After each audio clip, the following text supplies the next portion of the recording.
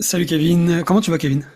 Salut Cédric. Eh ben, écoute, je vais très bien parce que je trouve qu'on a plutôt une bonne énergie. On vient de commencer d'échanger un petit peu, donc ça fait plaisir. Le grand sourire là pour lancer ce podcast, donc c'est cool.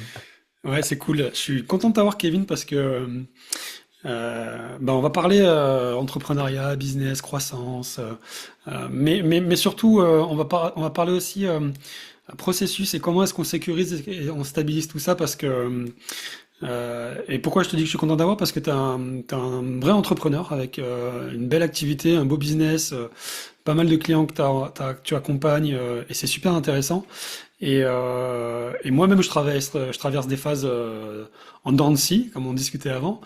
Donc, ça va être super intéressant pour moi de ce podcast, mais surtout pour tous les entrepreneurs qui écoutent ces épisodes que je fais et qui aiment bien aussi voir un peu l'envers du décor. Tu sais, Hmm. et du coup, ça va être un super moment. Mais avant d'aller voir tous ces sujets, avant d'aller voir un petit peu ce que tu fais, comment tu le fais, c'est quoi pour ton entrepreneuriat, comment est-ce qu'on fait de la croissance, etc. Je te posais la même question que je pose à mes invités. Est-ce que tu peux nous raconter l'histoire de ta vie en commençant par Il était une fois? Ah, alors, bon, il était une fois l'histoire, c'est très intéressant. Il était une fois l'histoire d'un jeune garçon qui n'avait pas confiance en lui, qui était très introverti, qui était dans une grande douleur émotionnelle parce que, voilà, des traumas familiaux, de la pauvreté, j'ai vécu pas mal de choses assez compliquées quand même. J'en parle d'ailleurs dans d'autres podcasts, un peu plus en détail. Vraiment vie catastrophique, mais qui veut pas lâcher. Qui veut pas lâcher et qui comprend qu'en fait personne ne viendra le sauver. Qui pendant son adolescence principalement comprend que personne ne viendra le sauver, que je suis le plus, qui était le plus grand de sa famille, donc il y avait aussi le frère, la sœur, il fallait donner un bon modèle avec sa mère qui est célibataire et le père qui n'est pas là. Donc ça a été une traversée du désert et puis bah, qui continue, qui se dépasse chaque jour et puis qui au bout d'un moment lance un projet, deux projets, qui a de- un nombre d'échecs incalculable et qui finit aujourd'hui par avoir une boîte. C'est-à-dire que j'ai une entreprise, j'ai monté d'autres entreprises avant et qui, bah, on en parlait juste avant de l'âge, j'ai 31 ans du coup, je viens de Le Creusot, d'accord, donc paumé au fin fond du centre de la France. Et globalement, bah, et j'ai accompli à peu près tous les rêves que j'avais quand j'avais 14 ans, que j'étais ado et que j'étais vraiment en galère. On pourra en parler, mais avant d'être entrepreneur, j'étais danseur à haut niveau, j'ai gagné plein de compétitions, j'ai aussi eu un parcours dans l'informatique. Enfin, voilà, je vais essayer de rester, de garder les choses simples pour le podcast. Et aujourd'hui, bah, voilà, j'ai une entreprise. On était cinq, là finalement on est trois. J'ai réduit un peu la taille de l'équipe pour simplifier. J'ai aidé mon frère à lancer sa boîte. Maintenant, il gagne plus que moi. Ça, c'est rigolo, Ouais. donc c'est assez drôle. Et il a 19 ans, je vais te préciser. Donc, c'est un tueur. Et ma sœur qui se lance aussi dedans. Enfin, je suis super fier de mes frangins. Et voilà, je bosse avec des gens super cool que j'ai rencontrés sur Internet, il faut Mhm. préciser, des gens à qui j'ai fait confiance. On a discuté, on s'est vu en présentiel, c'est devenu de super amis, on a vécu des trucs incroyables, on a été à l'étranger et tout, donc voilà, j'essaie de faire court. Merci. C'est vrai que sur Internet, on rencontre de belles personnes. En tout cas, on fait des belles rencontres. C'était Ouais. quoi les rêves du jeune Kevin à 14 ans? Alors, les rêves, il y en avait plusieurs. Le plus grand, c'était d'avoir de la reconnaissance, parce que j'ai pas eu la reconnaissance de mon père, j'ai fait toute une thérapie dessus. Et c'était d'avoir de la reconnaissance, c'était d'être visible, qu'on me donne de l'attention, pas dans le sens je voulais briller sous les projecteurs, je voulais juste qu'on reconnaisse que j'étais quelqu'un d'utile à la société, que je pouvais avoir ma valeur et que j'avais une place en fait. Donc cette place-là, j'ai trouvé à travers la danse. J'étais pas du tout sportif et je trouvais à travers la danse, donc je me suis lancé sur Internet dans 5 mètres carrés dans ma chambre parce qu'on n'avait pas de sous, donc moi je pouvais pas me payer de cours de danse. J'ai suivi des tutos sur YouTube. Et j'ai commencé à faire des battles, donc c'était sur Internet. Après, j'ai commencé à me déplacer un peu à l'étranger. J'étais en Ukraine, en Pologne, en Allemagne, Ah ouais. et j'étais au Canada aussi, et à New York. Donc c'était très cool. Beaucoup de battles, et j'ai commencé à gagner la plupart des compétitions, hein. Vous pouvez regarder, vous pouvez taper Kevin Martinelli sur Google. Vous avez un lien qui s'appelle théâtrecontemporain.com. Il y a toute ma biographie en danse, et j'ai une partie sur l'entrepreneuriat. Et bah, le rêve, c'était ça, en fait. C'était vraiment de voir grand.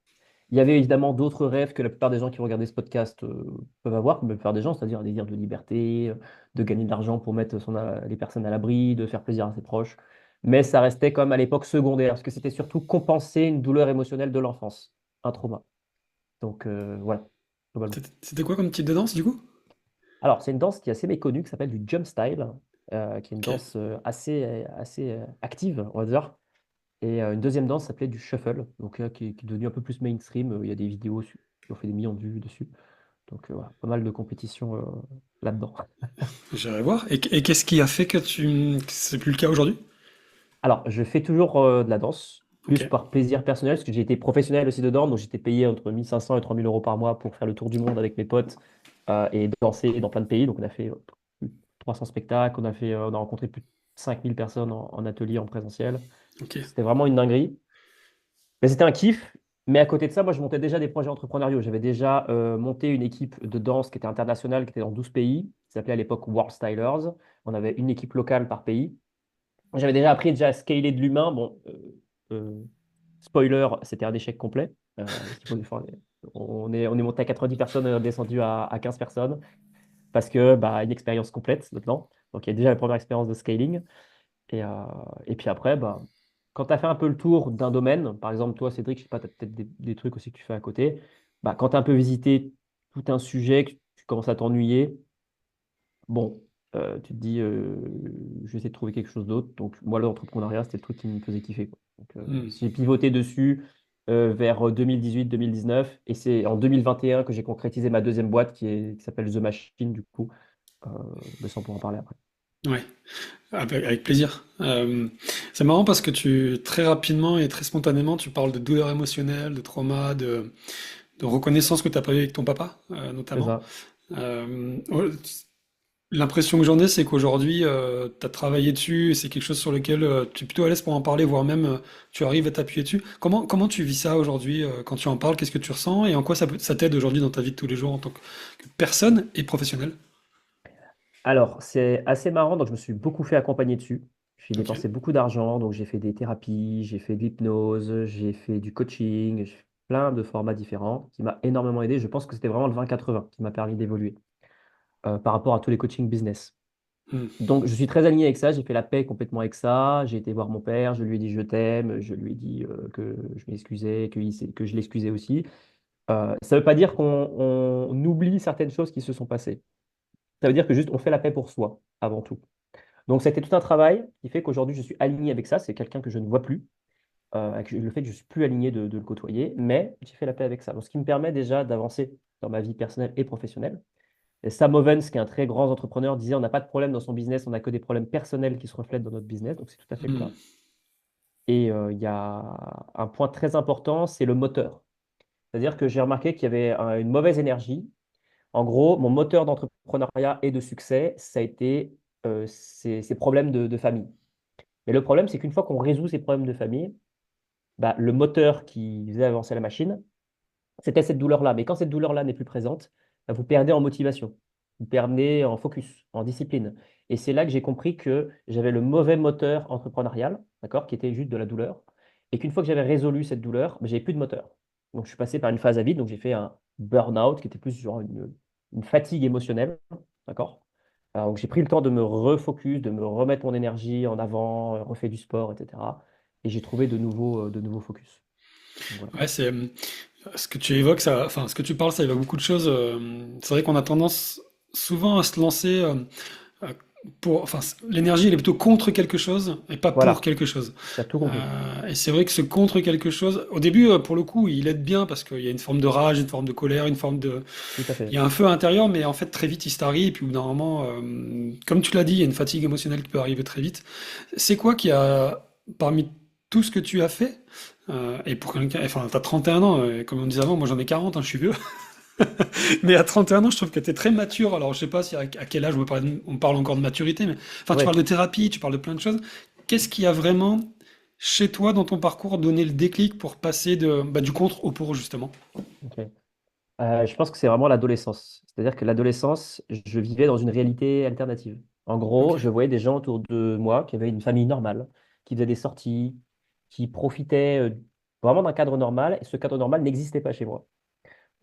J'avais des parents alcooliques, ma mère n'était pas réellement très présente pendant un temps. J'ai mon frère et ma sœur, bah, par exemple, ma sœur, je lui ai appris à compter à l'école parce qu'elle était en échec scolaire pendant un moment. Donc, j'ai eu un rôle d'adulte en étant adolescent. J'ai commencé à prendre conscience de certaines choses. Je me rendais compte que j'allais vers des personnes qui étaient plus matures que moi, peut-être parce que j'essayais de capter, on va dire, de la maturité d'un adulte pour le retransvaser dans ma vie familiale. et que très vite, j'étais très mature. Alors, ça ne veut pas dire que je négligeais mon adolescence et que je profitais pas pour jouer avec les copains, etc. J'étais un gros, enfin, je suis toujours un joueur de jeux vidéo, par exemple, mais j'ai compris qu'il fallait que personne n'allait me sauver et que si je me bougeais pas les fesses, en fait, j'aurais pas d'avance sur les autres. Et que les autres partaient avec de l'avance. Parce qu'ils avaient bah, situation familiale, situation économique, situation émotionnelle, que moi, je n'avais pas.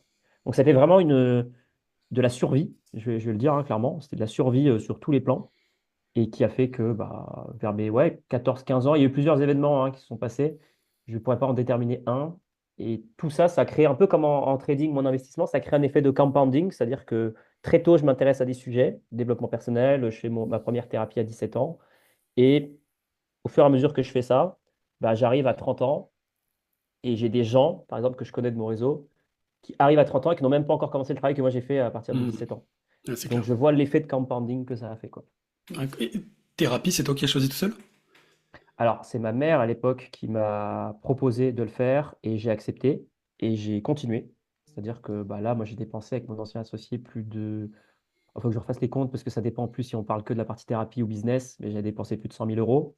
En thérapie? Peut-être en Enfin, 103 000, je crois, de tête. Il faut que je recalcule ce qu'on. Alors, pas qu'en thérapie, en business. Sur la partie thérapie, je ne sais plus, j'ai dépensé tellement d'argent, mais ça m'a énormément aidé. C'était à refaire, je le referai plus vite encore. ah Et ouais. moi, j'avais pas beaucoup d'argent à l'époque, comme j'étais broke pendant des années, qu'il a fallu bah, bosser, faire un échange de services avec un tel, faire un petit boulot là, je bossais à l'usine, voilà, je fais du taf, quoi. C'est le mindset a l'air vraiment d'avoir une place importante chez toi et Ouais, comme, enfin la manière dont tu parles et tu t'exprimes, je vois tout de suite qu'il y a un certain niveau de mindset en tout cas. Et derrière le mot mindset, on met ce qu'on veut, mais on va dire la posture, en tout cas l'état d'esprit, la volonté d'avancer, la volonté d'agir, etc. C'est quoi pour toi l'importance et tu as dit d'ailleurs, d'ailleurs, tu as parlé d'ailleurs de 20-80, le côté Pareto ouais. là-dessus. C'est quoi l'importance pour toi du mindset dans le business, dans l'entrepreneuriat, tout ça? Ok. Alors, j'ai fait un podcast il n'y a pas longtemps là-dessus avec quelqu'un. Et je disais justement que le mindset, c'est un peu fourre-tout parce que c'est à la fois très bullshit et à la fois absolument nécessaire. C'est-à-dire Ouais. bullshit dans le sens, levez-vous à 5 heures du matin, faites une douche froide et 2 heures de méditation. Ça, faites-le si ça vous permet d'avancer sur quelque chose, mais généralement, ça vous met plus, c'est plus en fait une machine à burn-out et aussi à éviter les vraies tâches, d'accord? Parce qu'on oublie que les gens qui sont successful, ils ont juste bossé énormément. Mais en même temps, c'est absolument nécessaire parce que moi, je le vois au quotidien avec les clients, avec des gens que je rencontre, même dans la performance, dans la danse. Hein, j'ai fait énormément de compétitions à haut niveau. Vraiment, la différence Mm. entre celui qui réussit et celui qui réussit pas, évidemment, il y a la condition physique, il y a plein de choses, c'est tout simplement le mindset. Le mec, est-ce qu'il vient avec le bon état d'esprit? Est-ce qu'il est coachable? Est-ce qu'il sait mettre son ego de côté? Est-ce qu'il sait s'auto-introspecter, un peu comme s'il sortait de son corps pour regarder vraiment factuellement qu'est-ce qu'il a fait de bien, qu'est-ce qu'il a fait de mal? Il y a une immensité de compétences à développer. Donc pour moi, c'est absolument essentiel. Peu importe le domaine, hein, les gens qui regardent ça, même dans la vie familiale, votre couple, n'importe où, c'est d'avoir ce niveau de leadership et de conscience de soi, de développement personnel est absolument critique. Ouais, je partage à 3000. C'est quoi quelqu'un de coachable pour toi? Ou alors, quelqu'un de coachable, Attends, on va la faire à l'envers, tiens. C'est quoi ouais, quelqu'un qui n'est pas coachable? Parce que ça, quelqu'un qui n'est c'est pas plus drôle. coachable. Quelqu'un qui n'est pas coachable, c'est simple, il y a un excellent livre là-dessus qui s'appelle L'ego et l'ennemi. Ok. Donc c'est quelqu'un qui a, il suffit de regarder les petites phrases. Oui, mais, Ouais. oui, je sais. Bon, bah, ok, tu sais, mais tu n'as pas les résultats que tu attends, et c'est pour ça que tu es aujourd'hui dans ce rendez-vous avec moi, par exemple, tu vois. Ouais. Donc, c'est vraiment le oui, je sais, oui, mais j'ai déjà fait, ce genre de petites choses-là qui sont juste une preuve d'ego. Euh, il y a aussi beaucoup le déni, je trouve, le déni dans le sens où, au fond de toi, inconsciemment, tu sais pertinemment que c'est pas la bonne chose pour toi, mais tu continues consciemment de faire la chose, et le temps ne te donne pas raison. C'est-à-dire qu'au bout de 6 mois, tu te réveilles, tu te dis, bon, bah, là, les faits me montrent que j'ai tort. Tu vois. Et tu finis avec du temps, mais tu perds du temps, et le temps, c'est une ressource qui ne revient pas. Hmm. Donc tu finis par te mettre face à la réalité des choses. Alors que si tu avais été un peu plus coachable et tu mis un peu plus d'ego de côté, peut-être qu'au bout d'une semaine, tu aurais changé d'avis. Parce que là, on voit clairement que ça ne fonctionne pas. Donc, j'ai pas de définition propre de ce pour répondre à ta question. C'est plus des petits signes aussi, des incohérences au quotidien. Quelqu'un qui te dit, prenons un exemple qui va faire rire certaines personnes, vu qu'on parle d'entrepreneuriat. Ok, je gagne 100K par mois. Enfin, on voit toutes ces pubs-là sur Internet. Bon, moi, j'ai vu l'envers du décor. Il y a une infinité de personnes qui gagnent ces montants-là. En fait, le mec fait 100K. mais il a dépensé 50K en publicité, il a que 10% de marge, et puis il va avoir 15% d'échec de paiement. Et il l'a fait qu'une fois en plus. Ouais, Et c'est des revenus bruts et ça ne compte pas encore toutes les taxes. Donc en fait, le mec s'est payé 2000 balles, quoi. Donc ça, c'est de l'ego, c'est du prestige. Et je veux montrer mon ego et j'ai un besoin de supériorité sur l'autre. Donc, hmm. voilà. Ou c'est du marketing aussi. Bref, C'est beaucoup de marketing, ouais, c'est sûr. marketing. Et c'est une biais d'autorité, hein. Et Ouais. comment toi tu gères des personnes qui, dans tes accompagnements, dans tes clients, pardon, qui sont pas coachables, ou en tout cas qui font, si c'est pas coachable, en tout cas qui ont des formes de freins, de résistance psychologique ou émotionnelle au changement, parce Ok. que c'est souvent ça aussi, c'est en mode Ouais. j'ai pas Ouais. envie parce que je veux pas y croire, parce que si j'y crois, t'avais raison en fait, et moi j'ai tort. Il y a un peu de ça aussi, tu sais. C'est exactement ça. Bah, j'ai appris de nombreuses choses là-dessus. Déjà, s'il arrive dans l'accompagnement, enfin, plus sur un format coaching personnalisé, un peu comme toi tu peux faire aussi. Si la personne, elle est dans ton accompagnement, par exemple, depuis 2 3 semaines et qu'elle a vraiment un énorme ego et qu'elle est vraiment pas coachable, c'est qu'il y a eu un problème au niveau du closing, au niveau de la vente. Donc, nous, en fait, on filtre déjà dès le closing. On a très peu de personnes qu'on onboard maintenant qui ont vraiment un gros ego. La plupart des gens sont ultra coachables parce que ça a été prédémonté dans le closing. Moi, ça m'est arrivé de refuser des gens qui voulaient me payer Ok. entre 3500 et 7500 euros. Et j'ai dit non parce que le mec a un ego surdimensionné. Ça m'est arrivé pas plus tard qu'il y a 3 semaines, un organisme de formation. Le mec a tout fait, a tout vu, il cherche une solution. Je dis, écoute, t'as pas du tout le bon état d'esprit. Je vais être un peu vulgaire, mais je lui rentre dedans pendant 30 minutes parce que j'ai pas de problème avec ça pour lui faire comprendre que c'est que son ego. Et le mec, je lui ai dit de pas démarrer avec moi, en fait. Parce que la seule Ouais. chose qu'il va faire, c'est pas avoir de résultat, parce que de toute manière, il a tout compris, il sait tout faire. Donc Hmm. autant qu'il le fasse seul, en fait. Hmm. Donc, la réponse se trouve vraiment. Alors, je vais parler plus Hmm. sur la partie business. La réponse se trouve vraiment dans le closing, en fait, dans la manière de closer, de remettre en perspective et de briser un peu les croyances de la personne, quoi. Ouais, donc tu fais vraiment ce premier filtre. L'expérience que tu as te permet aujourd'hui d'avoir découpé tous tes processus et d'avoir mis en place des filtres ou des éléments qui te permettent de te dire, ok, Exactement. là on va pas plus loin, quoi. Ça va être intéressant. On ira voir ça après un peu comment toi Mm. comment t'as mis en place toutes ces choses-là parce que c'est hyper important de se structurer pour justement faire ce que tu es en train de faire. Euh, avant ça, tu disais, tu as parlé de simplifier aussi à plusieurs reprises. En quoi c'est important la simplicité ou simplifier les choses dans le business? Ok. Il y a une phrase qu'on entend beaucoup, qui est en anglais, donc c'est simplicity scale, donc la simplicité fait croître d'une certaine manière, Ok. et complexity fails, donc la Hmm. complexité nous met en échec. Et je l'ai expérimenté de nombreuses fois. Donc la simplicité fait que si vous êtes en haut de la pyramide en tant que CEO, vous pouvez communiquer aux échelons en bas, d'accord, simplement les choses. Un enfant de 5 ans peut comprendre un concept, d'accord? Ce Hmm. qui veut dire que si les choses sont simples, elles circulent rapidement. Et donc, du coup, les actions ensuite qu'on met en place sont extrêmement claires. On sait pourquoi on fait une action, on sait comment on l'a fait et on sait quel est le résultat attendu.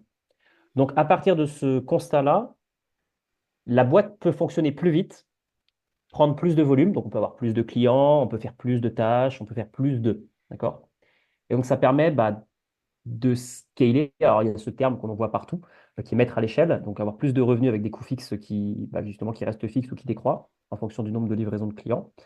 Donc, ouais, la simplicité est vraiment essentielle. Des fois, le bon sens paysan, en fait, est vraiment nécessaire. Euh, et moi, c'est un truc que constate au quotidien avec mes clients. Et ceux qui sont le plus en galère, même certaines personnes connues que vous suivez sur YouTube, l'arrière de leur business, c'est le foutoir. Et en fait, si Hmm. c'était simplifié, c'est pour ça aussi des fois qu'on nous appelle, nous, mais aussi des concurrents, d'autres personnes. Quand on simplifie, bizarrement, de toute façon, il suffit de regarder votre maison, hein, enfin, on construit une maison simple. euh, bon, bah, c'est plus facile, ça coûte moins cher potentiellement, c'est moins de difficultés. Si vous commencez à avoir un truc trop complexe, il faut prendre plus de data en compte, il faut prendre plus j'avais le terme, mais je l'ai plus, il m'est parti, mais de risques potentiels. Ouais. D'accord? Ouais. Là, bon, ça peut sembler un peu abstrait, mais je pense que les gens comprendront l'image. Non, Donc, c'est ouais, clair. voilà. Moi, ça me parle, hein. Alors, la simplicité, c'est même presque un élément de langage chez moi. C'est un élément de marketing parce que Mm, c'est quelque chose qui est très important chez moi et c'est comme ça que j'accompagne les personnes mm. et je parle beaucoup de simplicité. Je peux faire. Parfois à outrance parce que j'aime les choses simples et parce que j'ai effectivement compris que ça marchait. Et c'est comme C'est ça que je vois ça. que ça marche chez les personnes que j'accompagne, hein. On Parce que m'entend. c'est vrai que la tendance dans le business, en tout cas à mon niveau, dans tout ce qui est soloprenariat, sur le service, du coaching, c'est de Mhm. vouloir complexifier les choses avec, voilà, avec des tunnels, des process, etc., qui sont nécessaires à un moment donné, évidemment, pour aller plus loin. À un moment donné, comme tu l'as Mais dit. voilà, mais au départ, tant que tu t'es pas, je sais pas ce que t'en penses, mais moi c'est ce que je leur dis souvent, c'est tant que tu t'es pas massivement confronté au marché et qu'il te connaît pas et que tu le connais pas, cherche pas à faire des choses. Déjà, va te tester toi en tant que personne et va apprendre, quoi. Amen. Mais Amen. c'est dur ça, je sais pas ce que t'en penses. Alors peut-être toi tu accompagnes des gens qui sont au-dessus, donc enfin sur des business intermédiaires ou avancés. Mais je trouve que, et même à ce niveau-là, je pense que tu dois avoir des personnes qui ont quand même encore du mal à se confronter à la réalité. Enfin, j'imagine, je sais pas ce que t'en penses toi là-dessus. Oui. Ah oui, oui, tout à fait. Bah, là, j'ai des clients en tête. Typiquement, bah, eux, la problématique qu'ils vont avoir, c'est qu'ils ne se confrontent pas à la réalité de leur équipe. Ouais, ouais, D'accord? bah voilà, ouais, ouais, ok, ok. La personne est déconnectée, donc le leadership n'est pas présent, du coup la vision ne suit pas, les actions ne suivent pas, on tolère de la médiocrité, du Hmm. coup l'équipe ne performe pas et l'entreprise soit décroît, soit stagne. D'accord? Bon, moi, Ouais, en tête, j'ai plus le fait qu'on stagne jamais, c'est soit on croît, soit on décroît. La personne tendance à faire décroître son entreprise. Et là, généralement, bah, c'est des limites, le CEO est est la principale contrainte de son entreprise. Parce que bah, il a décidé d'adapter cette enfin, de prendre cette posture-là de rester dans certaines croyances, de rester dans son identité actuelle qui n'est pas celle qui est nécessaire pour pouvoir avancer. Et bah, il est la propre contrainte de son entreprise, en fait. Donc, oui. ouais, complètement. J'aime bien le terme identité que t'emploies. C'est quoi, toi, c'est quoi l'identité que t'as envie de nourrir, celle que tu veux devenir? Alors, l'identité. Alors, je verrais ça légèrement différemment. C'est Ok, l'identité que j'ai besoin de développer pour l'aligner avec mes objectifs. ok, Là, par exemple, l'identité que j'ai une certaine identité actuellement. D'accord? Je ne vais pas revenir dessus, mais globalement, voilà, je sais que j'ai quelqu'un qui est très proactif, beaucoup de leadership, très structuré, etc. Mais pour passer au niveau supérieur, je vais avoir besoin de passer sur un autre format. Cette nouvelle identité va me demander de plus donner au marché, de plus documenter publiquement ce que je fais. C'est pour ça qu'on en parlait au début de la vidéo. Je vais donner plus de contenu gratuit, d'accord? Parce que on va dire que dans un cercle fermé d'entrepreneurs, je vais avoir beaucoup de valeur, je vais porter beaucoup de valeur, je vais closer pas mal de clients. Mais à l'échelle du monde, je ne partage pas assez de valeur. Donc ma nouvelle identité, c'est de construire celui d'un documentaliste, d'un créateur de contenu qui partage plus son expertise au monde entier et d'apporter plus de volume surtout. C'est pas est-ce que je fais une vidéo par semaine sur YouTube, c'est comment est-ce que j'en fais 5 par semaine et que je poste 3 à 6 fois par jour sur tous les réseaux sociaux possibles. D'accord. Ou alors ok, sur un réseau social si on préfère choisir un seul réseau social. C'est un autre débat. Donc ouais, ça va me demander de nouvelles actions qui vont être alignées avec une nouvelle identité. ok. Ouais, c'est intéressant. Comment est-ce que tu te prépares à déployer autant d'énergie pour passer d'un content, on va dire, enfin voilà, perds mes mots, du contenu Ouais, je vois ce que tu veux vraiment, dire. enfin tu vois, tu avais une manière de faire, enfin, C'est ça. et puis d'un coup tu vas devoir tripler, si ce n'est plus ta manière de, je sais Ok. pas les mots, mais t'as compris J'ai tout à fait compris ce que tu comment tu voulais dire. prépares ça? Tu t'entoures de personnes, de professionnels ou c'est vraiment identité? Alors, j'ai remarqué, ben justement, vu que je suis dans les process aussi, j'ai remarqué un process qui est récurrent depuis que je fais de la danse.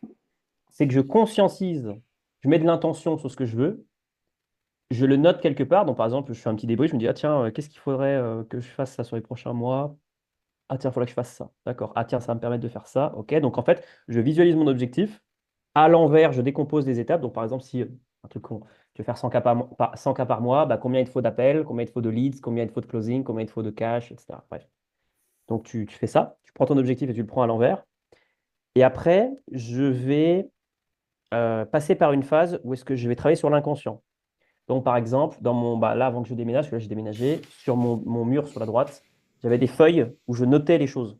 Par exemple, pour faire 100 cas par mois, il faut faire ça. Pour mieux manger, mieux dormir, il faut faire ça. Je le notais également sur mon fond d'écran de téléphone et mon fond d'écran de PC. Donc, je mettais des textes, d'accord, des très courts, avec les mots-clés qui me faisaient penser à cet objectif.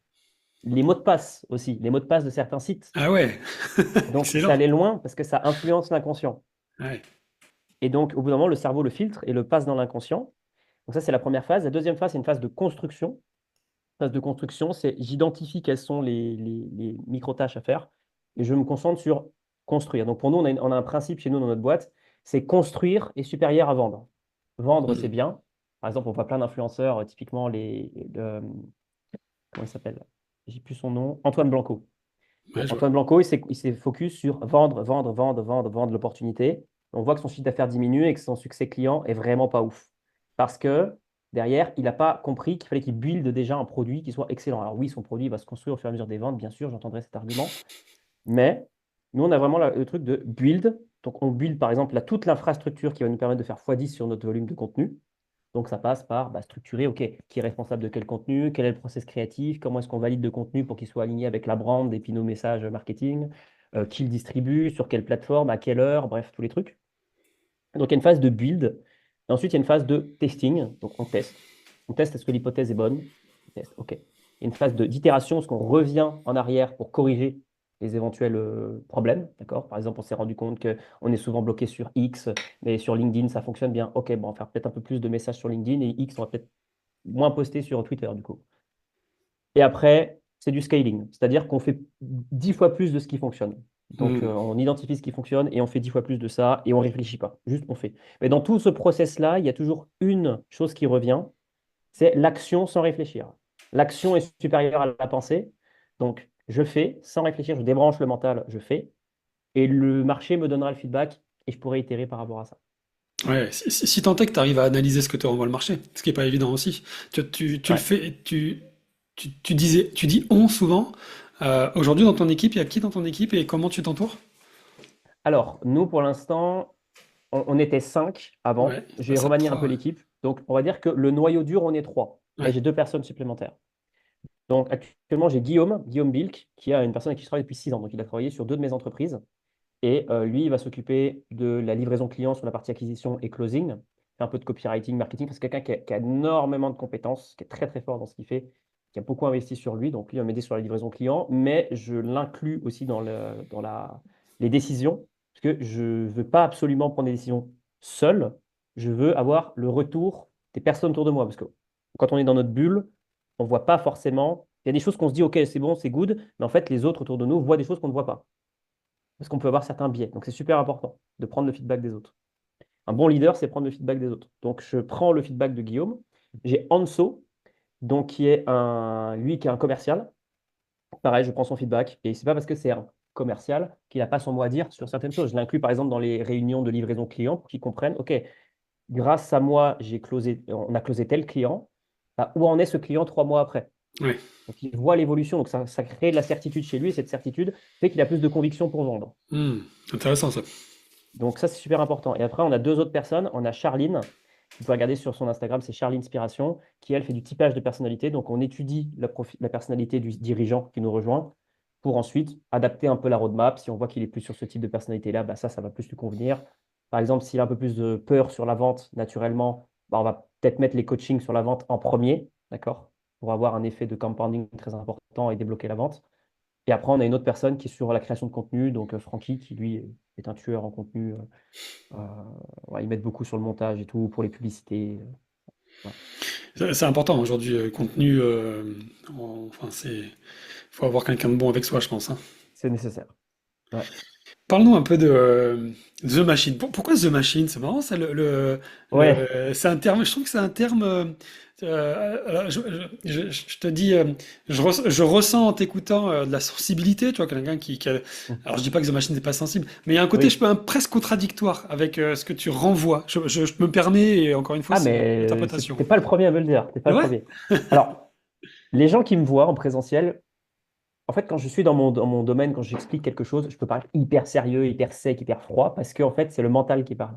Mais dès qu'on me voit, je suis quelqu'un voilà, qui fait le con, qui délire. Euh, je suis normal, en fait, tu vois. Et je suis Hmm, très. Les gens me disent que j'ai cette attitude chaleureuse. Et en fait, The Machine, c'est un peu l'expression de mon côté froid, de quelqu'un qui structure, qui processise, qui construit une machine froide, qui regarde les actions de manière, enfin, qui regarde les faits plutôt que le côté émotionnel. Parce que dans l'entreprise, ce qui permet de se développer, c'est l'étude des chiffres. bien sûr. Parce que les ressentis, tout ça, c'est très important pour sa vie personnelle. Et malheureusement, dans le business, ça a tendance à nous jouer des tours parfois. Hmm. Donc, The Machine, ça vient d'un truc simple, c'est que c'est l'un des pseudos que j'avais quand je dansais, quand j'étais en Ah, ok. danse. En fait, j'ai commencé à faire des compétitions. Et l'équipe dans laquelle j'étais, avant que je prenne la direction de cette équipe-là, j'étais voilà, juste un simple membre. On m'appelait The Machine, parce qu'on me disait, mais ce mec, c'est une machine, il s'adapte très rapidement, il progresse très vite, et en plus de ça, il botte le cul à tout le monde. Bon, je ne bottais pas que le cul à tout le monde, il y avait des personnes qui étaient très fortes aussi, bien meilleures que moi. Mais ça avait créé ce truc qui est resté. Tout le monde m'appelait. J'allais à un meeting, par exemple, en Italie. Tout le monde me disait Hey, The Machine. Donc c'est resté, c'est resté, c'est resté. Puis au bout d'un moment, bah, quand j'ai créé ma deuxième boîte, je me suis dit, ben, en fait, discuter avec un pote, il me dit, mais en fait, ce que tu fais, c'est une vraie machine, tu vois. Donc prends le pseudo The Machine. J'ai fait, OK, bon, ça fait sens. Ouais, bah, carrément. Bon, voilà, ça vient juste de ça, quoi. Non, mais il y a une histoire Allez. personnelle et en plus c'est très lié à à ta conviction par rapport à l'entrepreneuriat. Ah bon? Distinguer les faits des émotions et même des opinions. C'est vrai que c'est une vraie compétence à avoir. C'est clair. Tu sais quoi alors, The Machine, tiens, moi j'arrive, je suis un entrepreneur. Tu fais quoi? Pour qui? Comment tu le OK. fais? Alors, Cédric, tiens, alors, quand je réponds à ça, je me base toujours sur la personne en face de moi. OK, Cédric, tu as une entreprise. Ouais. Tu travailles dans quoi exactement? Je fais du coaching business. En OK, tout cas, je suis estampillé coaching business. OK, Enfin, j'ai deux activités, mais je te parlais de celle principalement que OK, tu connais. J'accompagne les coachs à se lancer, à OK, structurer, lancer, et puis à débloquer leur peur pour avoir une vraie OK, entreprise de coaching et pas une amalgame de prestations. OK. Bon, bah, quelqu'un dans mon cas, il va servir des personnes comme toi à se structurer en interne, d'accord? Simplifier ton business, livrer plus vite tes clients, à brancher ensuite une machine d'acquisition qui te permet d'avoir plus de leads qualifiés, plus de prospects, plus de rendez-vous, plus de ventes, d'accord? Et ensuite, on a un troisième axe qui va te permettre de mieux livrer tes clients. D'accord? Donc, faire Hmm. une étude en interne de ton process de livraison. Donc, tout ça, c'est ce qui permet du coup de faire croître ton activité. Et on fait ça avec des personnes qui sont principalement dans la niche du make money, donc les personnes qui apportent un retour sur investissement à travers leurs offres. D'accord? On pourrait rentrer un peu plus dans le détail, mais on sert trois grandes niches. Les personnes qui sont dans l'informatique, on a beaucoup de personnes qui sont dans le milieu de l'informatique, des freelances, des devs qui ont une agence, etc. On a les gens qui sont plus dans l'investissement, donc évidemment, il y a des filtres pour rentrer, hein. On ne fait pas rentrer d'arnaqueurs ou autres. C'est des gens qui doivent être certifiés par l'AMF, voilà, qui ont un gros passif. C'est souvent des banquiers d'affaires, etc. Et on a aussi des gens qui sont plus dans le marketing, la vente, exactement c'est ce que tu fais, coaching B2B, quoi. Voilà.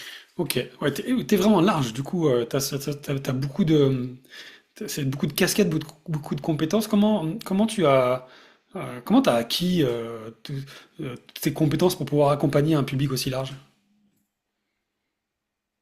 Alors, il y a plusieurs points. Déjà, il y a des compétences que j'ai acquis dans la danse qui sont exactement les mêmes dans l'entrepreneuriat. Ok. C'est-à-dire parler à des gens, les pitcher, prospecter, vendre, parce qu'on est obligé de faire ça aussi dans la danse, hein. Tu es obligé de vendre à ton équipe la vision, tu es obligé de vendre des projets de danse, tu es obligé de vendre des spectacles. Donc, il y avait déjà ces compétences-là, ce sont les mêmes. Rassembler des gens, donc avoir le leadership, ça c'est nécessaire quand tu veux monter une entreprise et que tu ne veux pas rester seulement solopreneur. Recruter, j'ai dû recruter sur ma première boîte pour faire des spectacles de danse, donc il fallait faire des filtres, il fallait faire des auditions, il fallait faire des tests, donc c'est très long, très chiant. Il y a la comptabilité. On était par exemple financé par l'État français, par la DRAC, par la région Hauts-de-France, etc. Donc, il fallait faire des plans de trésorerie, il fallait faire des dossiers de subvention. Donc, tu apprends la gestion. Et bah, déjà, ces compétences-là, elles viennent de là. Ouais. Ensuite, il y a énormément de formations. Hmm. Vraiment, j'ai bouffé de la formation à en ressortir par les oreilles. Donc, j'ai payé des gens à peu près partout, en France, aux États-Unis, à l'étranger, en Allemagne, etc. Et le dernier gros coaching en date, c'était un coaching à 15 000 euros avec 15% du chiffre d'affaires sur 6 mois, qui était aux États-Unis, avec un mec qui s'appelle Serge Gattari. Et enfin, moi, ça m'a transformé vraiment. C'était En quoi? incroyable. En quoi ça t'a transformé? C'est du coaching business, donc ça m'a vraiment transformé surtout sur l'état d'esprit, sur la vision de l'entreprise, sur la réalité du marché actuellement, sur l'intelligence artificielle, sur la structuration, sur le niveau de valeur et d'exigence qui est demandé pour pouvoir réellement faire de l'argent dans ce milieu, d'accord? Ok. Parce que souvent, on nous vend souvent le rêve de devenir entrepreneur, faites 10 000 euros par mois, mais la réalité est souvent tout autre. Et en fait, ce que j'ai bien aimé avec ce formateur, c'est qu'il est très réaliste là-dessus. En mode, ben, en fait, tu ne te rends pas compte de la valeur, enfin, de l'énergie qu'il faut dépenser pour réellement faire ces résultats. C'est quoi la réalité d'ailleurs, tiens, du marché? Parce que j'aime beaucoup enfin, Ouais, j'aime beaucoup ce que tu dis, et ça m'intéresse aussi d'avoir la ouais, vision de ce formateur et la tienne. Parce qu'effectivement, je sais pas toi ce que tu as. Enfin, moi j'ai un public qui démarre, toi t'as un public plus avancé, mais moi souvent chez mes clients, il y a ce rêve, cette croyance que ouais, c'est à portée de main, je peux y arriver quoi. ouais, ouais, bien Le sûr. 10 000 ou même moins, mais le 4, 5, 6 par mois, je vais y arriver parce que je fais 3 posts LinkedIn, je vais y arriver, tu vois. Mais c'est pas la réalité, on le sait. C'est quoi pour Absolument toi la pas. réalité? Alors, la réalité, c'est que je vais la diviser en deux parties. La réalité, c'est qu'aujourd'hui, les formateurs vont mettre en avant le top 1% de leurs clients, d'accord? Hmm. qui sont des personnes qui ont, dans tous les cas, réussi sans nous, Oui, c'est vrai, c'est juste. parce C'est que, vrai. ils ont déjà des cases. En gros, le mec, je vais prendre l'exemple des jeux vidéo. Le mec t'as le débutant qui est niveau 1 et le mec que tu fais cotton board, il est niveau 36, il a déjà les meilleurs équipements. Et en gros, que tu l'aides ou pas, il va forcément progresser jusqu'au niveau 60. D'accord? Donc, voilà. Donc, on met en avant ces personnes-là. On met en avant toujours le chiffre d'affaires et jamais les revenus encaissés et les marges nettes et le profit, tout ce qui est profit, tout ça. Donc, déjà, ça crée un biais. Et il y a beaucoup de personnes aussi qui vendent le rêve. Donc, vendre le rêve, vendre la destination, mais pas être soi-même dans la position de, par exemple, un cas classique, je t'apprends à faire 100 000 euros par mois, mais moi-même, je fais 10 000 euros par mois. Bon, Hmm. tu peux m'apporter quelque chose, même si tu fais 10 000 euros par mois, parce que tu as peut-être des choses que tu vas détecter, des biais que je ne vois pas, qui pourront m'apporter. Mais me promettre, déjà une promesse de gain, bah, généralement, c'est très difficile de promettre des gains, mais me promettre de faire 100 cas par mois, c'est pour moi pas en cohérence avec ce que tu fais. Ouais, je Donc, suis d'accord. donc, il y a cette première réalité-là de l'état du marché au niveau du marketing. Et au niveau des faits, bah, c'est que l'entrepreneuriat, c'est de la dent de scie. Moi, c'est pour ça que, par exemple, sur certains podcasts, je dis les revenus qu'on encaisse. Je dis, bah, on fait à peu près entre 15 et 30 K. Puis des fois, je dis entre 18 et 25 parce que c'est jamais stable, en fait. Et que je ne peux pas dire, bah oui, je me paye 18 000 euros par mois. Et d'ailleurs, ce n'est même pas le salaire que je me verse parce que je réinvestis tout dans la boîte. Moi, pour être pleinement transparent, je me paye entre 1000 et 6000 euros par mois. Et ça reste une grande fourchette parce qu'il y a des mois, j'ai pas besoin de cash. Et je suis là, genre, bon, bah, qu'est-ce que tu veux que je prenne dans la trésorerie? De toute façon, je vais pas le dépenser. Et là, bah, ce mois-ci, je me dis, tiens, je vais mettre du cash de côté. Et ouais, je ponctionne 6 7 K sur le compte de l'entreprise, quoi. Ouais. Donc c'est ça, c'est que la réalité, c'est que c'est en dents de scie, que c'est normal que ce soit en dents de scie, et qu'il y a des étapes et qu'il faut bien planifier sa trésorerie. Ouais, Merci pour ces précisions et ce côté très précis que tu as. C'est vrai que t'es The Machine, hein. On Non, mais essaye, hein. c'est On bien. essaye du mieux qu'on peut. J'aime beaucoup et évidemment, c'est des sujets à tiroir. Tu ouvres plein de portes que j'ai envie d'ouvrir, mais je vais en ouvrir quelques-unes. Mais ce que tu as dit m'a fait penser à quelque chose aussi. Tu as dit dans la conversation, au tout début, tu as dit j'ai aidé mon frère à se lancer. Oui, Et même il est au-dessus de moi, mais peu importe. J'ai aidé à se lancer. Euh, du coup, ma question, elle est un peu, je ne vais pas te demander comment tu as fait, mais plutôt plus ouais, globale. Quelqu'un qui veut se lancer, ok, euh, on va prendre quelqu'un qui va aller dans le service, qui a acquis une compétence et qui veut la vendre. D'accord? Pas du produit, ok. vraiment du service. Parce que moi, ça m'arrange. Euh, quelqu'un qui veut se lancer, un freelance en informatique, hein, pourquoi pas. Mhm. Euh, en faisant simple, parce qu'évidemment, ça nécessiterait des heures de conversation, mais C'est clair, ouais. grosso modo, tu lui conseillerais de passer par quelles étapes, toi? Ok. Alors, déjà, premier disclaimer, je pense pas avoir la pensée magique. Donc, je pense que la meilleure personne qui pourra trouver ce chemin-là, c'est généralement vous. Hmm. D'accord? Donc, il y a déjà un travail introspectif par rapport à vous. La première chose, c'est que les gens qui veulent se lancer, parfois, j'en vois certains profils qui vont chercher un sauveur, absolument quelqu'un à qui je dois payer, qui va m'aider, etc., qui va avoir toutes les réponses. Et moi, je vais décharger la responsabilité de mon résultat sur cette personne, ce qui est la pire chose à faire. Déjà, la première chose, c'est de se responsabiliser. Euh, la deuxième, c'est de mettre son ego de côté. Et la troisième chose, c'est de combattre ses peurs sur sa confiance en soi. 95% des gens qui se lancent ont un problème de confiance en soi parce que c'est nouveau, parce qu'il y a la peur du lancement, syndrome de l'imposteur, toutes ces choses-là. Donc déjà, ça c'est pour la partie mindset. Ensuite, je dirais à cette personne d'étudier déjà, ça dépend de l'âge, ça dépend des compétences, etc., mais d'étudier des choses qui lui sont déjà familières et qui la passionnent réellement. Par exemple, je ne sais pas, vous êtes en CDI dans l'informatique, mais à côté, vous faites du design pour des petits clients depuis 10 ans. Vous faites aussi du montage vidéo. Bon, bah, ça peut être une compétence qui peut être valorisée sur le marché. Oui, il y a beaucoup de saturation, mais si vous vous nichez bien et si vous êtes persistant, vous pourrez trouver du taf. Hmm. Donc, c'est de partir déjà de choses qui sont connues, sur lesquelles vous êtes bon. Et en fait, pour ça, je vous recommande de regarder l'Ikigai sur Internet. Hmm. L'ikigai, c'est ce dont a besoin le monde, là où je suis bon, ce que j'aime, et après, je ne sais plus ce qu'il y a.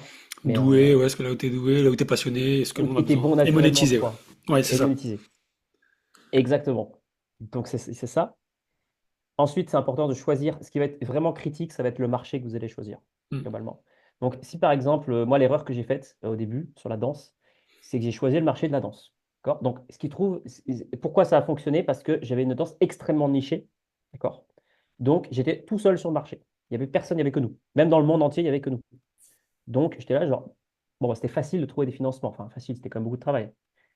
Mais si je me lance sur un marché qui est déjà saturé, et sur un marché en plus qui est en décroissance. C'était le cas de la danse, hein, c'est un marché parce qu'il y a de moins en moins de financement, les gens sont très mal payés. Bon, bah, c'est difficile de croître. Donc, quand j'avais atteint un certain plateau, c'était assez difficile. Donc le marché est très important. Donc pour donner quelques recommandations, un marché, je vous recommande un marché dans lequel il y a au moins 50 000 acheteurs potentiels, sur lequel vous pouvez avoir un client qui vous rapporte en moyenne 10 000 euros par an, d'accord? Donc pas avoir 50 millions de clients, mais avoir peu de clients qui vous payent très cher, et sur lequel vous êtes sur du high ticket, c'est-à-dire c'est des prix, des offres à plus de 1500, 2000, 2500 euros, même si c'est des paiements en plusieurs fois. Donc déjà de regarder ça et des marchés surtout qui sont en croissance. Donc, regardez les statistiques de l'INSEE, etc. Est-ce que c'est des marchés qui sont en tendance ou qui sont en décroissance? Par exemple, Hmm. les journaux papier, c'est clairement en décroissance. On est d'accord. Ouais. Donc, c'est compliqué. Donc, je regarderai déjà ça. Ensuite, bah, c'est d'aligner ce que vous savez faire. Et là, il n'y a pas photo. Genre, je veux dire quelque chose qui fait chier la plupart des débutants. Et vous devez aller parler à un maximum de personnes de votre marché en un minimum de temps, en apprenant à vendre et à prospecter. D'accord? Et vous confronter à la réalité. Et une fois que vous aurez vos premiers clients en proposant, je sais pas, un truc à moins 75% ou une offre gratuite, ou vous aurez vos premiers témoignages clients, vous allez comprendre la livraison client de votre produit. Vous allez pouvoir faire une offre et au fur et à mesure que vous allez être de meilleur, vous allez avoir plus de témoignages, vous allez avoir plus d'expérience et que votre offre va être de plus en plus nichée et précise par rapport à ce qu'attend l'avatar, vous pourrez augmenter vos prix parce que votre valeur perçue sera plus élevée et que de toute manière, dans vos rendez-vous de vente, vous aurez un niveau d'expertise. En gros, je vois Cédric, en 5 minutes, je sais quel est son problème parce que j'ai l'expertise et l'expérience. Par contre, si je suis débutant, bon, va falloir que je creuse pendant 30, 40 minutes. Et là, je suis un mauvais médecin, entre guillemets, parce que j'ai pas encore l'expertise. Donc voilà les étapes. J'essaie de faire simple, d'accord? Il y a de Non, mais nombreux autres sujets. c'est super. J'aime beaucoup, évidemment qu'il y a plein de nombreux sujets, mais Ouais, mindset, marché, et puis se confronter massivement à la réalité. Ce troisième point, pour moi, il est fondamental, et j'aime beaucoup la manière dont tu l'exprimes, à savoir, j'aime bien parce qu'en fait, dans ce que je comprends, et je pense que tu fonctionnes comme ça, du coup, c'est que, en fait, le business, c'est un processus vivant, mais qui ne peut vivre que si il se déploie dans quelque chose qui est déjà existant, en l'occurrence un marché.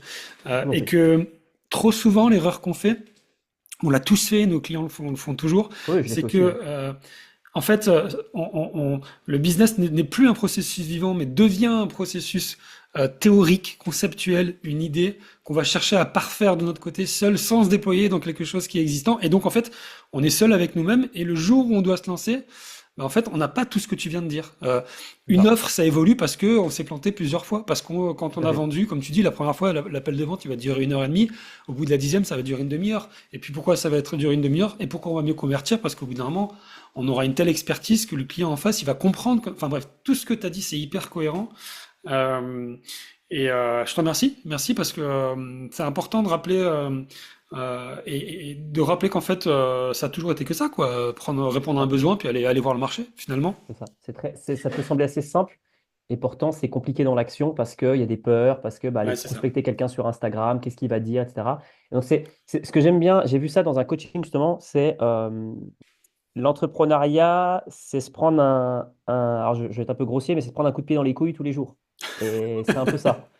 C'est pas mal. C'est un peu ça. Enfin, moi, j'ai même à mon étape, hein, j'ai des gens qui viennent en call des fois, pas qualifiés, agressifs, ça arrive. Alors, c'est rare, c'est très, très, très, très, très, très rare. Mais j'en ai déjà eu, des gens qui vont raccrocher au nez au moment du paiement. Enfin, Ah voilà, j'ai ouais. expérimenté, enfin, j'ai fait au moins plus de 1000 appels de vente et j'ai vu de tout et j'ai vu tout et n'importe quoi. Et en fait, c'est normal parce qu'on est Ouais. face à la réalité et que c'est mieux de voir ça que de rester dans sa tête pendant 6 mois. Enfin, moi, j'ai un excellent ami à moi, s'il voit ce podcast, ça fait plus d'1 an qu'il a un peu perdu sur son projet entrepreneurial. Bah, ça a avancé. Je suis content d'ailleurs que ça a avancé, mais je sens que ça le frustre de ne pas avancer aussi vite parce que beaucoup dans le mental et pas assez dans l'action. Hmm. Donc, Comment tu gères, voilà. toi, émotionnellement, les phases coup de pied dans les couilles?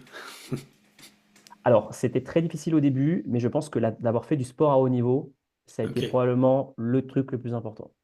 Parce que le sport à haut niveau, c'est exactement la même chose que l'entrepreneuriat. Si vous prenez des coups de pied dans les couilles, et en plus vous êtes fatigué physiquement, Hmm. parce que moi j'allais danser, j'avais pas de salle de danse, hein, donc je dansais sous la pluie, dans la neige, voilà, dans un coin, j'avais un jardin, et puis on avait au pire une place publique devant chez moi, dans mon petit village de 500 personnes, où je me mettais avec ma musique et tout. Donc il y a évidemment le regard des gens, des qui passent, etc. Qu'est-ce qu'il fait, Louis Gogol, en train de danser dans son coin.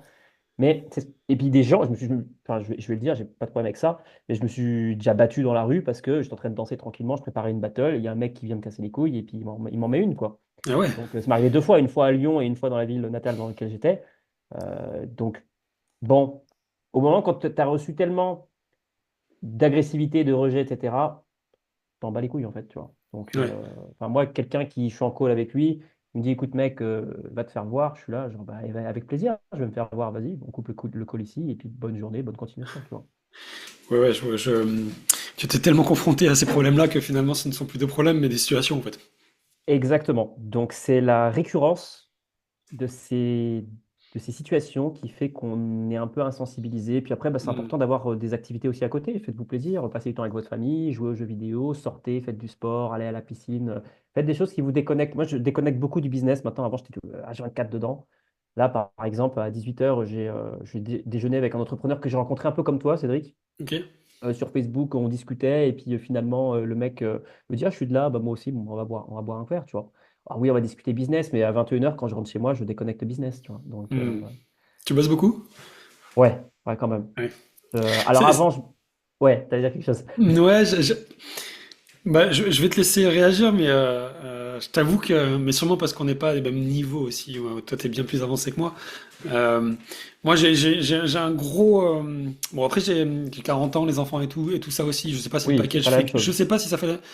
En tout cas, Oui, moi, c'est important quand même. tu penses, moi, j'ai une grosse vision de, enfin, une grosse vision. La manière dont je vois les choses, moi, et je sais que c'est pour moi et je sais que c'est pas adapté à tous, c'est que je fais tout pour construire un business autour de mon lifestyle et je fais tout pour ne pas beaucoup travailler. Alors après, C'est ce ça qu'il faut amène des faire. plafonds et voilà, à un moment donné, je sais que ça a ses propres limites.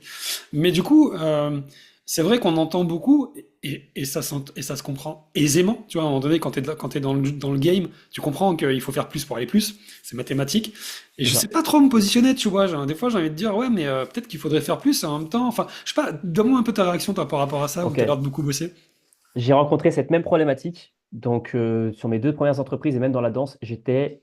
En fait, je suis un feignant bosseur. C'est-à-dire que, vu que j'ai Ça me compris que parle. je suis feignant, bah, pour être feignant, il faut énormément travailler pour être tranquille. Donc, Ouais. je bossais, en fait, j'identifiais à chaque fois le top 1% qui apportait le plus de résultats. Donc, par exemple, dans la danse, il y avait deux mecs en France que j'avais identifiés qui étaient des monstres qui roulaient sur tout le monde. J'ai analysé scrupuleusement ce qu'ils faisaient et je me suis dit, je vais faire deux fois plus. D'accord? Donc, deux fois plus d'entraînement, deux fois plus de vidéos, deux fois plus de tout. Et systématiquement, je battais ces gens-là sur le long terme. Ok. Pas un horizon de 6 mois, mais un horizon de 1 an, 2 ans, 3 ans. À chaque fois, je les dépassais. Donc, j'avais identifié ce truc-là. Donc, je l'ai répliqué en entrepreneuriat. Donc, au début, j'ai travaillé énormément. Je travaillais 12, 14 heures, 16 heures par jour. Pas tous les jours, parce que c'est pas tenable. Mais globalement, c'était quasiment 7 jours sur 7. Pas de relation amoureuse, très peu de sorties, restrictions budgétaires, la totale. D'accord? J'ai tout Hmm. vécu là-dessus. Donc, mais, au bout d'un moment, j'ai fait un burn-out. D'accord? Ouais. Donc, je m'en suis très vite remis parce que je suis très coachable. Donc, je me suis fait coacher, je me suis fait aider, etc. Il n'y a pas de souci. Et après, grâce à tout ce travail que j'avais fait, bon, j'avais déjà construit The Machine, j'ai déjà bien avancé. Et là, par exemple, je travaille à peu près entre 5 et 8 heures par jour, Ok. d'accord? 4 à 5 jours par semaine. Ça Donc, va. ça reste, c'est correct. Mais quand je disais que oui, je travaillais beaucoup, c'est parce que j'ai pris en compte tout ce qui a été fait avant, tu vois. D'accord. Ok. Ouais. Et je suis exactement la même logique que toi, c'est travailler le moins possible autour de son lifestyle. Pour toi, c'est la famille, les enfants, peut-être d'autres sorties, le dimanche en famille. Bon, moi, c'est parce que c'est ma santé, j'aime bien faire du sport. Là, par exemple, je vais à la salle tout à l'heure vers 21h. Bon, bah, c'est important. Mais pour pouvoir faire ça, il faut déjà comprendre comment scaler son temps. Hmm. Et c'est le problème principal que je remarque, c'est le besoin de contrôle. Hmm. Il y a un besoin, je sais pas si tu souris, c'est que peut-être ça te parle, Ouais. mais le besoin de contrôle, ok, je sais mieux faire que telle personne. J'ai besoin de contrôler ça. Non, mais de toute manière, c'est moi qui le fais. Bon, là, le truc, c'est juste de prendre le temps d'être un bon coach, de recruter quelqu'un, de le former. Si vous n'avez pas de moyens, il y a des... Moi, par exemple, j'ai commencé à travailler avec Guillaume, je ne pouvais pas le payer. Ouais. Bon, bah, on a fait un échange de services. Lui, il démarrait, alors il Hmm. démarrait, il était déjà un petit peu avancé. On a fait un échange de services, je le coachais. Dès que j'achetais une formation, je lui envoyais la formation, parce que ça pouvait lui être utile aussi. Donc, une formation à 2000 balles, il l'avait gratuitement. Donc, on a fait des échanges jusqu'à ce qu'on fasse suffisamment d'argent, parce que je dis, OK, c'est bon, Guillaume, je peux te payer. C'est, Donc, il y a c'est, des moyens qui existent, en fait, ouais, c'est pas pour bête. pouvoir scaler son J'aime temps. beaucoup. Ouais. Mais je vais rester 2 secondes là-dessus, parce que ça m'intéresse. Ouais, Après, on va aller voir un peu OK, comment on fait de l'acquisition, tout ça, parce que c'est pas de intéressant aussi. problème. Pas de Juste problème. 2 secondes là-dessus, parce que en plus, on avait déjà échangé un petit peu, un peu avant. Euh, il y a pas longtemps, d'ailleurs, j'avais fait un post là-dessus, et puis c'est une réalisation, pardon, une prise de conscience que j'ai eue en Ouais, discutant avec un ami entrepreneur aussi.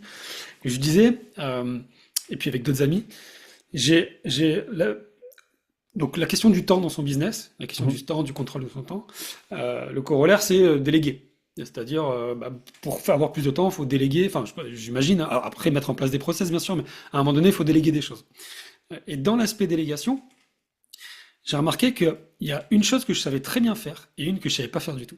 Ce que je D'accord? sais très bien faire, c'est que je sais très bien déléguer pour ma boîte. C'est-à-dire, euh, je sais très bien déléguer l'opérationnel, l'exécution, la délivrabilité. Tu vois, je Ok. m'entoure avec moi dans le Bootcamp, qui est mon offre d'accompagnement. J'ai trois coachs qui bossent pour moi, en freelance, Super. en presta, qui interviennent. Mhm. Dans la logique à la fois de me dégager du temps pour faire d'autres choses, évidemment, stratégie, etc., Bien branding sûr, ou ouais. autre, mais aussi dans une logique d'apporter de la compétence pour mes clients différente de la mienne. Ça, je sais très bien faire, et même j'adore ça. Enfin, je trouve que c'est super chouette, c'est cool, et j'ai aucun problème là-dedans.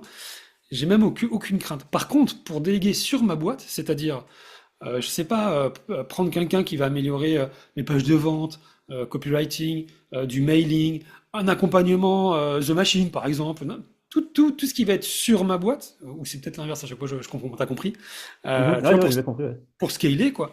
Ça, je sais, c'est très difficile pour moi. Je sais pas pourquoi. Je sais pas d'où ça vient. Est-ce que c'est parce que je suis très exigeant? Est-ce que je sais pas. Mhm. Euh, c'est peut-être un peu compliqué de te laisser là-dessus et de poser une question très Non, ouverte qui est non. qu'est-ce que t'en penses, mais tu rencontres ça aussi des fois chez les personnes que tu accompagnes Ouais, beaucoup. c'est deux Beaucoup, types de beaucoup. délégation? Ouais, c'est parce qu'en fait, euh, la croissance de ta boîte, enfin, d'une certaine manière, tu perds un peu le contrôle. Tu vois, tu as quelqu'un qui te promet, par exemple, de faire 30K par mois, toi, t'en fais 10. Bah, déjà, il y a toujours ce truc de je vais me reposer sur cette personne pour le Hmm, faire, mais peut-être que cette personne a 50 000 autres clients, elle ne va pas forcément comprendre mes spécificités. Tu vois, ouais, il peut y avoir aussi des non-dits. ouais, Par exemple, il y a des situations peut-être familiales, tu as peut-être des problèmes de famille que tu n'as pas envie de lui communiquer, mais lui, en fait, si tu lui avais communiqué, peut-être qu'il saurait que c'est une de tes contraintes de scaling, tu vois. Donc, il y a ces potentiels non-dits. Le fait que tu remets la croissance de ta boîte à quelqu'un, donc tu décharges un peu la responsabilité. Alors, je ne dis pas que c'est ce que tu fais nécessairement, mais il y a un peu ce côté inconscient, tu vois, de bon, bah, hmm, personne-là va prendre la responsabilité. Donc, je pense que c'est difficile de faire confiance à quelqu'un pour scaler sa boîte, parce qu'il y a beaucoup d'échecs dans ce milieu-là à cause des débutants, parce que la barrière à l'entrée est très faible pour lancer une agence. c'est vrai. Donc, ce qu'on repart sur, bah, est-ce que tu sais bien diagnostiquer un appel de vente? Est-ce que tu fais du bon contenu? Est-ce qu'on voit que tu es un expert? Est-ce que tu as des case studies véridiques et pas du j'ai fait 100K une fois avec 1% de marge? Donc, il y a tout ce truc-là qui est aussi à décortiquer dans le marketing, hein, qui est très agressif maintenant. Et moi, personnellement, quand j'ai abordé ça, j'aborde ça en mode je n'ai pas besoin de cette personne-là. D'accord? Ouais, Dans tous les cas, si je ne prenais pas son accompagnement, je scalerais parce que je prends la 100% la responsabilité du fait que c'est ma boîte et que c'est moi qui vais la scaler, c'est pas lui. c'est ça. Mais il y a des inconnus, des éléments inconnus que je ne connais pas. Hmm, Donc, je vais payer cette personne pour voir ces éléments inconnus. Et au pire, si elle m'aide à scaler, je suis content. Mais si j'ai pas scalé, c'est pas grave parce que j'ai appris quelque chose qui me permet d'aller plus vite. Au lieu ouais, que mais ça me prenne 1 an, ça me prendra peut-être que 7 mois. D'accord? ouais. Et c'est ce que j'ai fait avec cet accompagnement aux États-Unis, chez Serge Gattari. C'est que j'ai payé 15 000 et j'étais là, genre, je ne remets pas mon succès sur cette personne. Mais c'est exactement cette posture de mindset qui est très juste et qu'on devrait tous avoir quand on choisit quelqu'un. Je le prends pour le 1% qui va changer ma trajectoire, mais c'est moi qui fais le 99%, quoi. Tu as tout compris, c'est ça. Et, euh, et je sais pas, comment tu choisis tes besoins d'accompagnement, comment tu investis, parce que tu as dit que tu avais investi 103 000 euros quasiment dans tout, y compris business. C'est quoi le processus chez toi pour choisir où est-ce que, enfin, tes besoins? Alors, j'ai répondu à cette question sur un précédent podcast et je vais refaire la même Mais t'es réponse. passé C'est que, partout! non, non, mais c'est un podcast en plus qui est sorti il y a 2 semaines, mais globalement, je suis quelqu'un de très intuitif Ok, et je ne peux pas t'expliquer pourquoi. Je suis quelqu'un que quand je vois quelqu'un, d'instinct, ma première impression est rarement la mauvaise. Bon, parfois, ça ok, m'a joué des tours, d'accord? Donc, je ne vais pas dire que c'est 100% des cas. Mais quand je vois un accompagnant, je vois quelqu'un, je sais si je vais travailler avec lui ou pas. ok. Et donc, quand j'ai un besoin, d'accord? Parce que sinon, la plupart du temps, je vois la personne, ok, elle a l'air très cool, elle a l'air pas l'air cool. Je ne me pose pas trop la question s'il va m'accompagner ou pas. Mais si par exemple, je suis à la recherche active d'un accompagnement et je vois que cette personne est dans le domaine justement où je cherche, Ouais, je sais à peu près d'instinct si je vais travailler avec elle ou pas. Parce que je pense que j'ai développé une faculté à peut-être remarquer des signes inconscients de la personne. Si par exemple, entre ce qu'elle dit et son comportement verbal ou non verbal, il y a une incohérence, euh, dans l'échange, dans son expertise, dans ses résultats clients, etc., je vais sentir l'arnaque, même si ce n'est pas forcément une arnaque, c'est juste que je ne suis pas aligné potentiellement. Et par exemple, pour certains accompagnants, je vais en citer un, parce que il y a un truc je fais une petite parenthèse, mais dans les podcasts, je remarque quand on parle de business, il y a beaucoup de gens qui ne mentionnent pas par qui ils sont accompagnés, peut-être par Oui, c'est pudeur vrai. ou autre. Et je trouve que c'est bête en fait.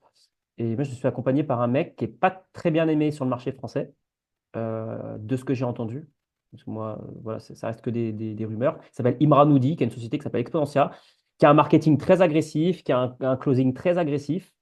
Mais moi, ça n'a pas été mon expérience. C'est un mec qui, quand il m'a coaché, il avait 17 ans. D'accord? Je l'ai payé 8 000 euros, 8 500, je crois, en deux paiements. Et c'était l'un des meilleurs coachings de ma vie. Parce que j'ai senti ce mec, j'ai senti que c'est la personne qui pouvait m'aider. Et c'était effectivement la personne qui m'a aidé. À 17 ans, ouais. Je connaissais pas. Ibrahim Noudi, tu dis? Imran Oudi, Imran? Ok, il y a une Oudi, société qui d'accord. s'appelle Exponentia. C'est un mec qui est hyper sérieux. Il fronce tout le temps les sourcils et Ok. tout. Enfin, il est assez bourrin et agressif. Mais dans son domaine, moi, je trouve que c'est un monstre. Ah ouais, je vais voir, d'accord. Il t'a apporté quoi? Sans juste le petit déclic, c'est quoi qui t'a. Ouais, il y a tellement de choses qu'il m'a apporté. Il m'a fait beaucoup progresser sur le plan perso, business, en Ok. leadership, en affirmation de soi, bien choisir son marché, le copywriting, du marketing, de la vente, beaucoup de ventes. Ah ouais, ok, ouais. Euh, ouais, C'est il y a complet, quoi. vraiment. Ouais, ouais. Et puis, au-delà du côté professionnel, c'est quelqu'un qui, voilà, à 23 heures, pouvait prendre un call avec moi parce que j'avais une galère avec un client, par exemple. Ah Donc, ouais. je cite lui, mais il y a plein d'autres accompagnants avec qui ça s'est très bien passé Hmm. aussi dans le même cas. Et je sais pas, c'est une intuition. Ouais, J'ai pas c'est. de réponse magique à Non, c'est ça. bien que c'est bien que t'en parles comme ça, et puis ça met à l'honneur aussi les personnes qui bossent bien et qui ont permis des déclics chez des personnes, donc c'est super important. Tout à fait. Euh, ouais, ouais, c'est super intéressant ce sujet. Moi, j'aime beaucoup ce sujet-là. Euh, Allons un peu sur le sujet de l'acquisition client. Ok. Gros sujet. Gros sujet. Il y a tellement de choses à dire, mais euh, comment selon toi, c'est quoi les leviers? Tiens, on va partir sur du large pour après, pour aller Ok, ouais, avec un peu plaisir. un format entonnoir, pardon. Tiens, prenons mon cas, comme ça c'est plus facile, on a Ok, un cas rapide.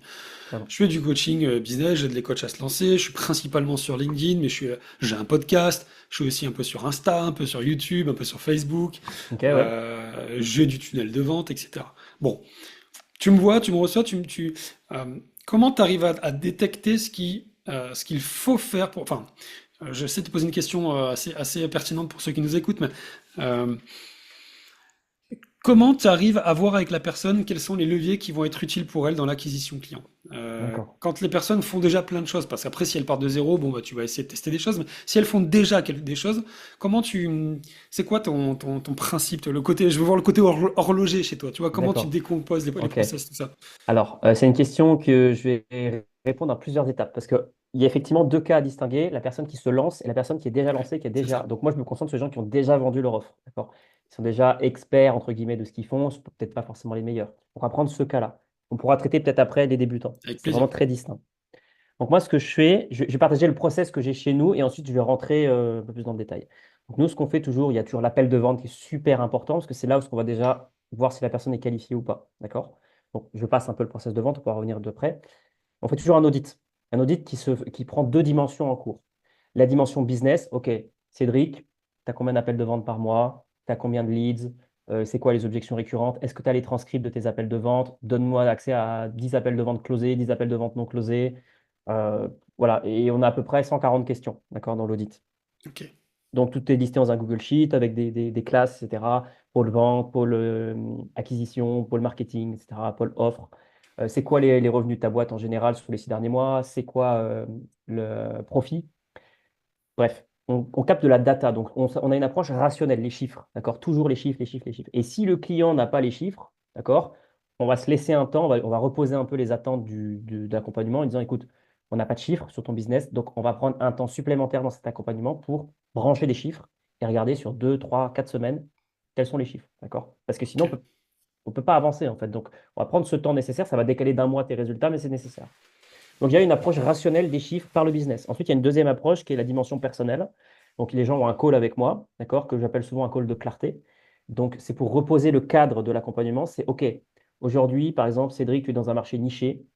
Il va falloir envoyer du volume, d'accord? Il va falloir se nicher, il va falloir te mettre en responsabilité par rapport à tes résultats. C'est toi qui vas créer tes résultats et pas moi. Moi, d'accord, je vais être l'horloger qui va te donner l'accès à la machine. Mais la machine, tu peux très bien soit l'acheter par la fenêtre, soit l'utiliser à bon escient. Donc, il y a une phase de cadrage mindset.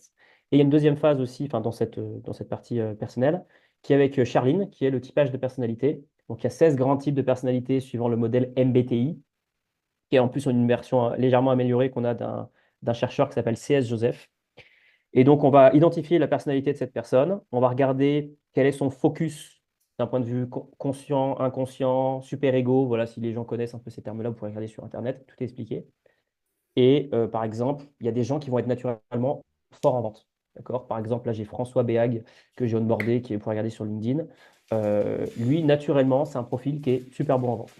Super connexion, mais dans son typage de personnalité, on a remarqué aussi qu'il y a des blocages émotionnels. Donc, on va travailler un petit peu les blocages. On va travailler l'accès, enfin, on va amplifier le côté vente parce que c'est sa zone de génie. Donc, ça va être un focus principal. Donc, après, on a une roadmap, d'accord? Une roadmap avec ce qu'on appelle des livrables. Donc, on a toute une gestion de projet. On a par exemple, dans tous les process, par exemple, si la personne a un tunnel de vente et qui convertit qu'à, je sais pas, 10% si c'est du service, eh ben, voilà comment faire en sorte qu'il convertisse à 20%. Il faut mettre tant de séquences mail, il faut faire ça. Donc, tout est processisé. Et dans nos livrables, on va choisir, OK, bah, Cédric, on a vu son point de vue perso, on a vu son audit. Bon, bah, qu'est-ce qu'il lui faut? Son tunnel, il est pourri, donc on va améliorer ses séquences mail. On va revoir la headline. Sa VSL, elle n'est pas du tout alignée avec son marché, donc il faut qu'en plus, elle ressemble au copier-coller de 50 000 autres entrepreneurs. Donc, on va essayer d'apporter l'unicité pour qu'il se démarque. On va Ah revoir ouais, sa ouais. promesse.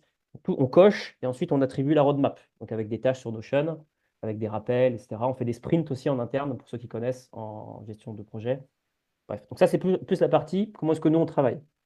Maintenant, l'acquisition, je vais la résumer de manière simple. C'est déjà, il faut extrêmement bien connaître son avatar client.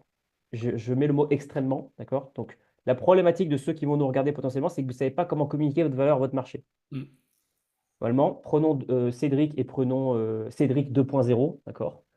Vous faites tous les deux un post LinkedIn sur le même sujet. Il y en a un qui fait 100 000 impressions et il y en a un qui fait 1000 impressions. Quelle est la différence? Bon, il y a l'algorithme, bien sûr, mais il y a probablement les mots qui sont choisis. Parce que les mots vont faire développer certaines émotions et vont faire en sorte que les gens se disent, ah, il m'a compris parfaitement. Et donc, la meilleure manière de commencer à faire de l'acquisition, c'est ce truc où est-ce que tu es un expert, tu lis le texte ou tu écoutes cet expert et le mec a diagnostiqué et trouvé ton problème avant que tu lui en parles. Est-ce que ça veut dire qu'il y a quand même une grosse compétence copywriting aussi, pardon, je dis mal en anglais, Oui, mais t'as compris. Copywriting en méta, quoi. Parce que tu peux 100%. très bien connaître ta cible, mais en fait, moi, je suis pas un bon copywriter. Je me débrouille, mais je sais que je peux faire mieux. Et du coup, il y a peut-être cette compétence à développer aussi. Il y a une grosse compétence copywriting ou alors du moins une grosse compétence communication. D'accord? Ouais. Donc, c'est-à-dire, c'est se dire qu'à chaque fois que je parle à mon marché, je parle de ses problèmes. Le mec, hein, par exemple, les gens qui sont des agences et qui veulent passer de 10K à 30K par mois, je sais ce qu'ils veulent. Je sais parfaitement ce qu'ils veulent. Donc ça simplifie déjà mon travail parce que je sais qu'ils veulent plus d'appels de vente, plus de leads qualifiés. C'est tout. C'est ça qu'ils veulent. Ouais. D'accord? Ils sont conscients de ça. Maintenant, ils ne sont pas conscients qu'ils ont plein d'autres problèmes. Par exemple, ils n'arrivent pas à structurer, ils ont un profil de Hmm. merde, ils n'arrivent pas à recruter. Bon, bah ça, c'est des problèmes dont ils ne sont pas conscients. On les éduquera plus tard dessus dans l'accompagnement ou dans le reste de notre marketing. Donc, il y a déjà comprendre son avatar et parler à ses besoins et à ses désirs dont il est conscient. Ouais. Je redis le mot conscient. Très important. Que si tu Ouais. dis au mec, je vais t'apprendre comment faire une vidéo YouTube alors que le mec s'en bat les couilles, bon, bah, tu ne parles pas réellement bien à ton marché. Donc, communiquer sur ce que veut le client. Ensuite, c'est sur l'acquisition. Bon, bah, il y a deux types d'acquisition, l'acquisition à froid et l'acquisition à chaud. Et en plus, ça, il y a encore deux sous-parties qui sont le inbound et le outbound. Donc, froid, la personne ne me connaît pas. Cédric, on se voit la première fois. Ok, Cédric, tu t'appelles comment? Qui t'es? Qu'est-ce que tu fais? Ça, c'est du froid parce qu'on ne se connaît pas. Chaud, c'est on se connaît, on rigole, je connais tes problématiques, tu connais les miennes. Enfin, il y a déjà un échange qui est chaud, qui est réchauffé. Et tu as potentiellement aussi un besoin sur lequel tu es déjà alerte que j'ai une solution. Donc, il y a un niveau de conscience et de chaleur qui est plus élevé. Hmm. Après, tu as l'inbound et l'outbound. L'inbound, c'est les prospects viennent à moi sans que j'ai grand-chose à faire. Et l'outbound, c'est moi qui vais chercher des personnes. Souvent à froid d'ailleurs. Ouais. On peut aussi chercher des gens à chaud, des personnes qui s'abonnent sur votre compte Instagram. Dans ces stratégies, on va avoir plusieurs grandes stratégies. Par exemple, la stratégie de la guilde, c'est j'ai un service et je vais avoir des affiliés, des personnes qui vont vendre le service à ma place. C'est Et du dur ça, hein. coup, c'est très dur. C'est généralement une étape quand on est déjà bien avancé. On a par exemple 24 heures dans une journée. Là, grâce à l'affiliation, on a 24 heures d'acquisition multipliées par le nombre de personnes. Donc, si je faisais 8 heures d'acquisition par jour et que j'ai d'autres personnes qui sont des affiliés qui font 8 heures aussi par jour, je peux avoir 164 heures de travail d'acquisition en une journée. Intéressant ça. Je l'avais pas vu comme Ça- ça. Donc, un exemple de la stratégie d'affiliation, voilà. Il peut y avoir la prospection. Les gens détestent la prospection. La prospection, c'est simple. Cédric, tu as rencontré ta femme. Comment est-ce que tu l'as rencontrée? Bah, vous avez fait de la prospection. Par exemple, je ne sais pas si vous étiez sur Tinder à l'époque, peut-être pas, mais c'est ça. J'ai été lui parler, Tu as été pas lui sur parler, Tinder, donc tu as mais fait de j'étais la lui parler, ouais. prospection. On est d'accord. Effectivement, effectivement, complètement. Et tu as fait de la vente parce que tu l'as closé sur le fait d'être ensemble. D'accord? C'est vrai. Donc, euh, donc la Belle prospection, c'est analogie. ça. Non, mais je suis d'accord. Je partais sur l'aspect prospection, c'est créer du lien, aller parler. C'est ça. Créer avec le bon état d'esprit, donc en étant de préférence, si c'est possible, dans l'abondance, d'apporter beaucoup de valeur aux gens sans rien attendre en retour et de bien cerner ce qu'ils communiquent. D'accord? Gestion d'objections aussi très important, hein, donc apprenez la vente pour ça. Prospection, création de contenu. La création de contenu, et là je vais faire une disclaimer, c'est que les gens se plantent sur la création de contenu parce qu'ils croient que ça va être facile. La plupart Hmm. des gens qui font de la création de contenu font 0 € quand ils commencent parce que c'est du temps long. Donc, Absolument. dans le contenu, enfin vraiment dans l'acquisition, il y a aussi une autre dimension, c'est le temps court et temps long. Temps court, c'est je vais prospecter et je peux trouver mes premiers clients en 20 jours.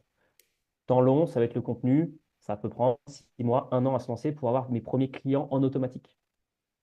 Donc, déjà bien comprendre ce système-là. Et après, pour rebondir sur des choses un peu plus concrètes, après, je n'ai pas effleuré toutes les stratégies de contenu. On pourra parler un peu C'est plus déjà pas mal, hein. les stratégies d'acquisition. Il y en a une infinité. J'en connais plein, je connais même des trucs dont personne ne parle sur YouTube et je pourrais en parler Ok. après avec grand plaisir. Ouais. Mais donc il y a ça. Sur l'acquisition, après, c'est que des chiffres. À combien de personnes je pose mon contenu par jour? À combien de personnes je parle? Hmm. Combien de personnes ont opt-in dans mon funnel? Donc par exemple, combien de personnes sont inscrites à mon groupe Facebook, à mon tunnel, etc. Leur niveau de qualification et le contact pour les amener en rendez-vous. Donc là, je parle plus pour du service. Si c'est des produits, c'est différent, d'accord? Ouais. Combien de visites par jour, quel est le panier moyen, etc. C'est que des chiffres. Et comment est-ce que j'optimise chaque étape de ça pour pouvoir avoir plus de clients? Donc les prestataires de services qui regardent cette vidéo, généralement, s'ils font entre 0 et 3 000, 4 000 € par mois, il faut qu'ils envoient un peu plus de volume, mais surtout qu'ils apprennent la vente. Parce que l'acquisition est très liée à la vente. Ça ne sert à rien d'avoir plein de leads si tu ne sais pas les convertir. Donc la vente, il y a tout un travail à faire de démystification de la vente. La vente, c'est mal, la vente, c'est pas bien. J'ai pas envie de forcer quelqu'un. Il y a un travail à faire là-dessus. Là, j'ai vu un peu la version Hmm. générale. Tu vois, il y a beaucoup de choses qu'on pourrait traiter. Est-ce que j'ai répondu à ta question? Ah bah tu nous as fait une masterclass, c'est super, merci. T'as tout balayé et effectivement on pourrait se creuser à chaque fois, mais je vais en Ouais, creuser quelques-uns parce que c'est super. Enfin, pour ceux qui écoutent, le panel enfin tout est là quoi, hein. Tout est dit. Connaître son marché, connaître son ouais, avatar, aller parler, faire du contenu, s'exposer, les chiffres, avoir un CRM, effectivement, tenir et très amplifier ce important. qui fonctionne. Ça. D'ailleurs, question, t'as dit, j'aime bien parce que t'as dit, en prospect, son premier client en prospection, ça pourrait durer, ça peut être 20 jours, peu importe, et en création de contenu, c'est sur du temps long, 6 mois, un an. Aspect prospection, tu penses qu'il faut envoyer c'est quoi le volume selon toi pour avoir son premier client? Imaginons que j'ai un produit, c'est bon, j'ai un MVP comme on dit, enfin un produit, ça vaut ce que ça Mhm. vaut, mais j'ai une OK. prestation à proposer en high ticket, ok, à Mhm. 1005, 2000, peu importe. Je vais sur LinkedIn par exemple, ou sur Instagram, peu importe. Mhm. Attends, le prérequis c'était, et puis mon avatar, je le connais, j'ai une cible, etc. Tu penses qu'il faut envoyer combien de messages, si tant est qu'il soit assez malin, pour que ça commence à avoir des premiers signaux, premiers résultats? Alors moi, j'aborde cette question-là toujours de la même manière. C'est, il y a deux choses. Déjà, ça va dépendre de ton marché. Est-ce que tu es sur un marché saturé ou un marché de niche? Si tu es sur un marché de niche, et bien ciblé sur un marché de niche, c'est beaucoup plus simple. Tu n'as pas besoin d'envoyer généralement beaucoup de prospection parce que tu envoies par exemple 10 messages ultra personnalisés. tu peux signer 5 clients. Ouais, D'accord? je suis d'accord. Parce que le marché est niché, parce que tout est personnalisé. C'est sur un Absolument. marché où est-ce qu'il y a beaucoup de concurrence, là, il faut faire du volume. C'est, Et c'est- il y a pas de vraiment de. En fait, tu peux faire 10 messages personnalisés par jour et avoir des résultats. Tu peux faire 100 messages pas du tout personnels et avoir des résultats aussi. C'est Et juste que. l'inverse est vrai aussi, hein, sans résultat personnalisé, enfin, message personnalisé sans résultat, mais Tout ça à fait. dépend beaucoup, comme tu le dis, Tu as tout de la compris. niche, quoi. Aussi, Ouais, est-ce que je suis vraiment niché? Est-ce que je réponds à un vrai besoin? c'est Moi, chez ça. les coachs que j'accompagne, tu sais, les coachs, peut-être que tu connais un petit peu ce marché, tu as dû en accompagner sûrement, puis Ouais, t'en as vu. La première problématique que je rencontre, c'est la difficulté de se positionner, de se nicher, de tu as cibler. tout Et, compris. et c'est super dur. Et on est toujours sur, bah, je suis coach. Non, peut-être qui vraiment va plus loin, va Voilà. plus. Mais c'est vrai que c'est un. Je suis d'accord avec toi. Plus je Ouais, descends dans la niche, plus j'augmente mon pourcentage de réussite. Pourtant, c'est contre-intuitif, parce qu'on a l'impression qu'on se prive des portes. Mais non, au contraire. au contraire. J'élargis justement la possibilité de conclure, puisque la cible, elle sait, comme une rencontre amoureuse, effectivement, ça match tout de suite, quoi. Tu as tout compris. Et là-dessus, par exemple, j'accompagne les femmes de lumière à se reconnecter à leur soi intérieur. Ça veut rien dire. Ouais. D'accord? Ça veut Ouais. rien dire du tout. Peut-être que ça fonctionne quand tu as 300 000 abonnés parce que Ouais, je tu vois. fais du large. Maintenant, j'accompagne les femmes qui ont la crise de la quarantaine avec des enfants et qui sont seules à la maison à passer cette phase difficile de leur vie, par exemple. Ouais, J'invente ouais, bien sûr, complètement. bien sûr. C'est Non, mais spécifique. c'est spécifique, ouais. Et c'est ce que je dis beaucoup aux personnes, c'est que si tu veux t'orienter plutôt problème large, ok si tu veux, mais du coup intensité marketing x 10 quoi. Donc tu es tous les jours sur les réseaux, tu balances du contenu et puis et t'attends quand même un petit peu quoi. Et il faut être très fort parce que les posts viraux, comme tu dis, les 100 000 vues, déjà c'est de plus en plus dur. Et puis Ouais. bah c'est 1 sur 1000 quoi. En général, il y en a qui sont forts, il y en a qui arrivent, mais il y en a pas beaucoup quoi. C'est du volume. De toute façon, les personnes qui regardent ce podcast, si elles veulent regarder, j'ai fait aussi d'autres podcasts où ce que je redis, de toute façon, je vais redire toujours la même chose, c'est une notion de volume. C'est en fait, comment est-ce que je peux tendre? Je ne dis pas qu'il faut le faire dès le jour 1, d'accord? Si vous pouvez le faire, c'est bien. Comment est-ce que je peux tendre pour faire 100 actions de prospection Ouais. ou poster 100 contenus par jour? Alors oui, 100 contenus par jour, c'est quasiment impossible. Il y a un compte Instagram qui s'appelle Instant Bollywood, je crois, c'est une page indienne qui pendant, je ne sais plus combien de temps, il fallait que je regarde, je crois que c'était pendant 2 ans, je ne sais plus. Bref, ils postaient 100 fois par jour. 100 fois. 100 fois par Waouh. jour. Vous pouvez regarder, ils ont été interviewés par MrBeast, qui est très connu aux États-Unis, et Ouais, bah oui. ils ont, je crois, 124 000 publications sur leur compte Instagram. C'est absolument délirant, Oh les mais ils ont brutes. 30,6 millions d'abonnés. Donc, il y a une Non. corrélation directe entre le nombre de posts qu'ils ont fait et les résultats qu'ils ont eu. Ah ouais, bon, c'est le marché indien, c'est normal, non, je plaisante. Euh, Et le pire, c'est qu'ils postent beaucoup aussi en anglais, donc il y a le marché anglophone, donc c'est Ah encore plus ouais, large. Mais 100 par jour. il faut juste comprendre. Alors, je dis pas que c'est ce qu'il faut faire jour Oui, oui, 1. non, non, mais c'est pour donner la dimension, ouais, bien sûr. C'est comment est-ce que je peux tendre sur le long terme. Nous, par exemple, le gros focus en ce moment avec The Machine, c'est comment est-ce que je vais multiplier par 10 mon volume. Donc, par exemple, là, moi, je produis assez peu de contenu parce que je n'ai pas forcément besoin. Mais là, on est en train de construire notre machine, là, donc d'acquisition de contenu. Et on a produit 536 posts, par exemple. Et là, on va essayer de poster une fois par jour, puis deux, puis trois, puis quatre, puis cinq, puis 10, d'accord, Sur des sur une plateformes multitude de différentes? comptes. Ouais, on Ok. a une Ah, de trentaine de comptes? comptes. Ouais, on a Ah, une des trentaine comptes de comptes. carrément. C'est-à-dire, qu'est-ce que tu veux dire par là?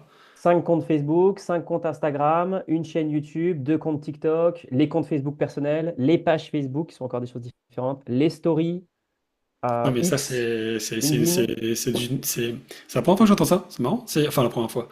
Je l'avais un peu deviné, mais c'est quoi? Ça fait partie d'une stratégie de développer carrément les comptes pour C'est avoir ça. plus Parce que, d'impact? alors, je ne le recommande pas du tout pour des débutants. Pour ceux qui, par exemple, si vous suivez Jeremy Coleman, lui, il parle du One Place Funnel et je suis tout à fait d'accord avec lui qu'il faut se concentrer parce qu'il s'adresse souvent à des débutants, des freelances, Ouais, des gens. Voilà. qui démarre, ouais. Euh, voilà. Bon, focus sur un réseau social, ça marche très bien. D'accord? Là où est votre cible. Bon, nous, à notre échelle, on sait que si on a déjà testé, on a déjà fait des tests dessus, que quand on fait du volume, on poste un peu de contenu. On avait testé sur une semaine. On a supprimé les posts entre-temps. On poste. Il y a une corrélation directe entre le nombre de plateformes et de contenus qu'on poste avec le nombre de leads qui rentrent dans le funnel. C'est mathématique. Donc, vu qu'on a compris ce qui fonctionne et qu'on connaît très bien notre avatar, bah, en fait, on va juste faire du volume. Donc, qui dit par exemple 100 contenus publiés par semaine dit X leads. Qui dit X leads dit X nombre de qualifiés, dit tant de calls qualifiés, tant de ventes en fait. Et comment tu Donc, fais, comment tu déploies ces 100 contenus par semaine, par exemple? T'as des gens avec toi? Enfin, t'as des, du coup, pas Guillaume, ouais. non, tu parles de quelqu'un d'autre, mais Alors, Guillaume, j'ai Francky et j'ai Anso. Bah, là, justement, on avait une réunion juste avant ce podcast par rapport à ça. Donc, je vais vous donner les outils parce que globalement, moi, voilà, c'est très difficile à mettre en place. Donc, je sais qu'en donnant ça aussi, les gens vont avoir quand même du mal à le mettre en place. Nous, on a développé une infrastructure sur Airtable, qui est un ouais. logiciel qui permet déjà d'automatiser beaucoup la gestion de contenu. Donc, en gros, ça nous permet de produire beaucoup plus vite, que ce soit dans l'itération des idées. On a une base de données d'idées qu'ensuite, grâce à l'IA, on nous propose des débuts de script que nous, ensuite, on va compléter à la main, qu'on va refaire valider et qui ensuite, on va en produire des contenus. Par exemple, ça peut être une vidéo YouTube de 15-20 minutes. Cette vidéo YouTube va être redécoupée dans des shorts. Ces shorts vont être extraits pour en faire des textes, par exemple sur LinkedIn, en story, etc. Et après, plus tard, on pourra reprendre ces idées. Enfin bref, c'est infini. Tu vois. Donc, on a développé ça. À côté de ça, on a connecté un logiciel qui, en fonction de ce que vous prenez, il peut coûter entre 60 et 300 euros par mois, qui s'appelle OneUp. Ok. Et OneUp permet de connecter un nombre incalculable de comptes. Vous pouvez connecter 10 comptes LinkedIn, 50 comptes Instagram, Ok. 500 comptes Facebook, bref. Et en un clic, vous choisissez le post que vous voulez mettre, texte, image. Vous choisissez tous les comptes que vous voulez. Vous pouvez choisir par catégorie, par exemple. Vous cliquez, ça envoie sur toutes les plateformes. Ah ouais. Donc, c'est une notion encore de volume. On est là. Mais ça demande aussi l'infrastructure en arrière-plan. Il faut envoyer du pâté, quoi. Ah ouais, ouais, bah ouais. Non, mais c'est que tu peux pas faire ça tout seul avec ton téléphone chez toi, sur ton canapé. Là, il y a du. Si tu bosses 8 heures par jour et que tu n'as pas de clients à livrer derrière, oui, ça peut Ouais, c'est être ça en fait. faisable. Surtout si t'as pas de client à livrer, effectivement, tu pourrais. Voilà, c'est ça. Et ouais, bah écoute, c'est super intéressant. C'est quoi les stratégies de contenu que tu voulais nous dire et que les stratégies d'acquisition, toutes les stratégies d'acquisition que tu disais à un moment donné. Ah, il y en a un sacré paquet. En fait, je vais te retourner la question par rapport à ton audience. Qu'est-ce qu'ils testent et qui ne fonctionne pas actuellement pour eux? Alors, il y a plusieurs choses. Bon, la création de contenu, ok. Aller parler à des personnes, ça moi, j'axe beaucoup mes accompagnements là-dessus. Je leur dis Ouais. toujours, vous allez parler à des gens pour les raisons qu'on a évoquées. Ok. Connaître son marché, progresser, apprendre des choses, etc. Faire améliorer son offre au gré de ce que la réalité nous renvoie, etc. Ok, ouais. Mais ça, c'est vrai que c'est pas évident pour eux, mais bon, Hmm. je les force à y aller.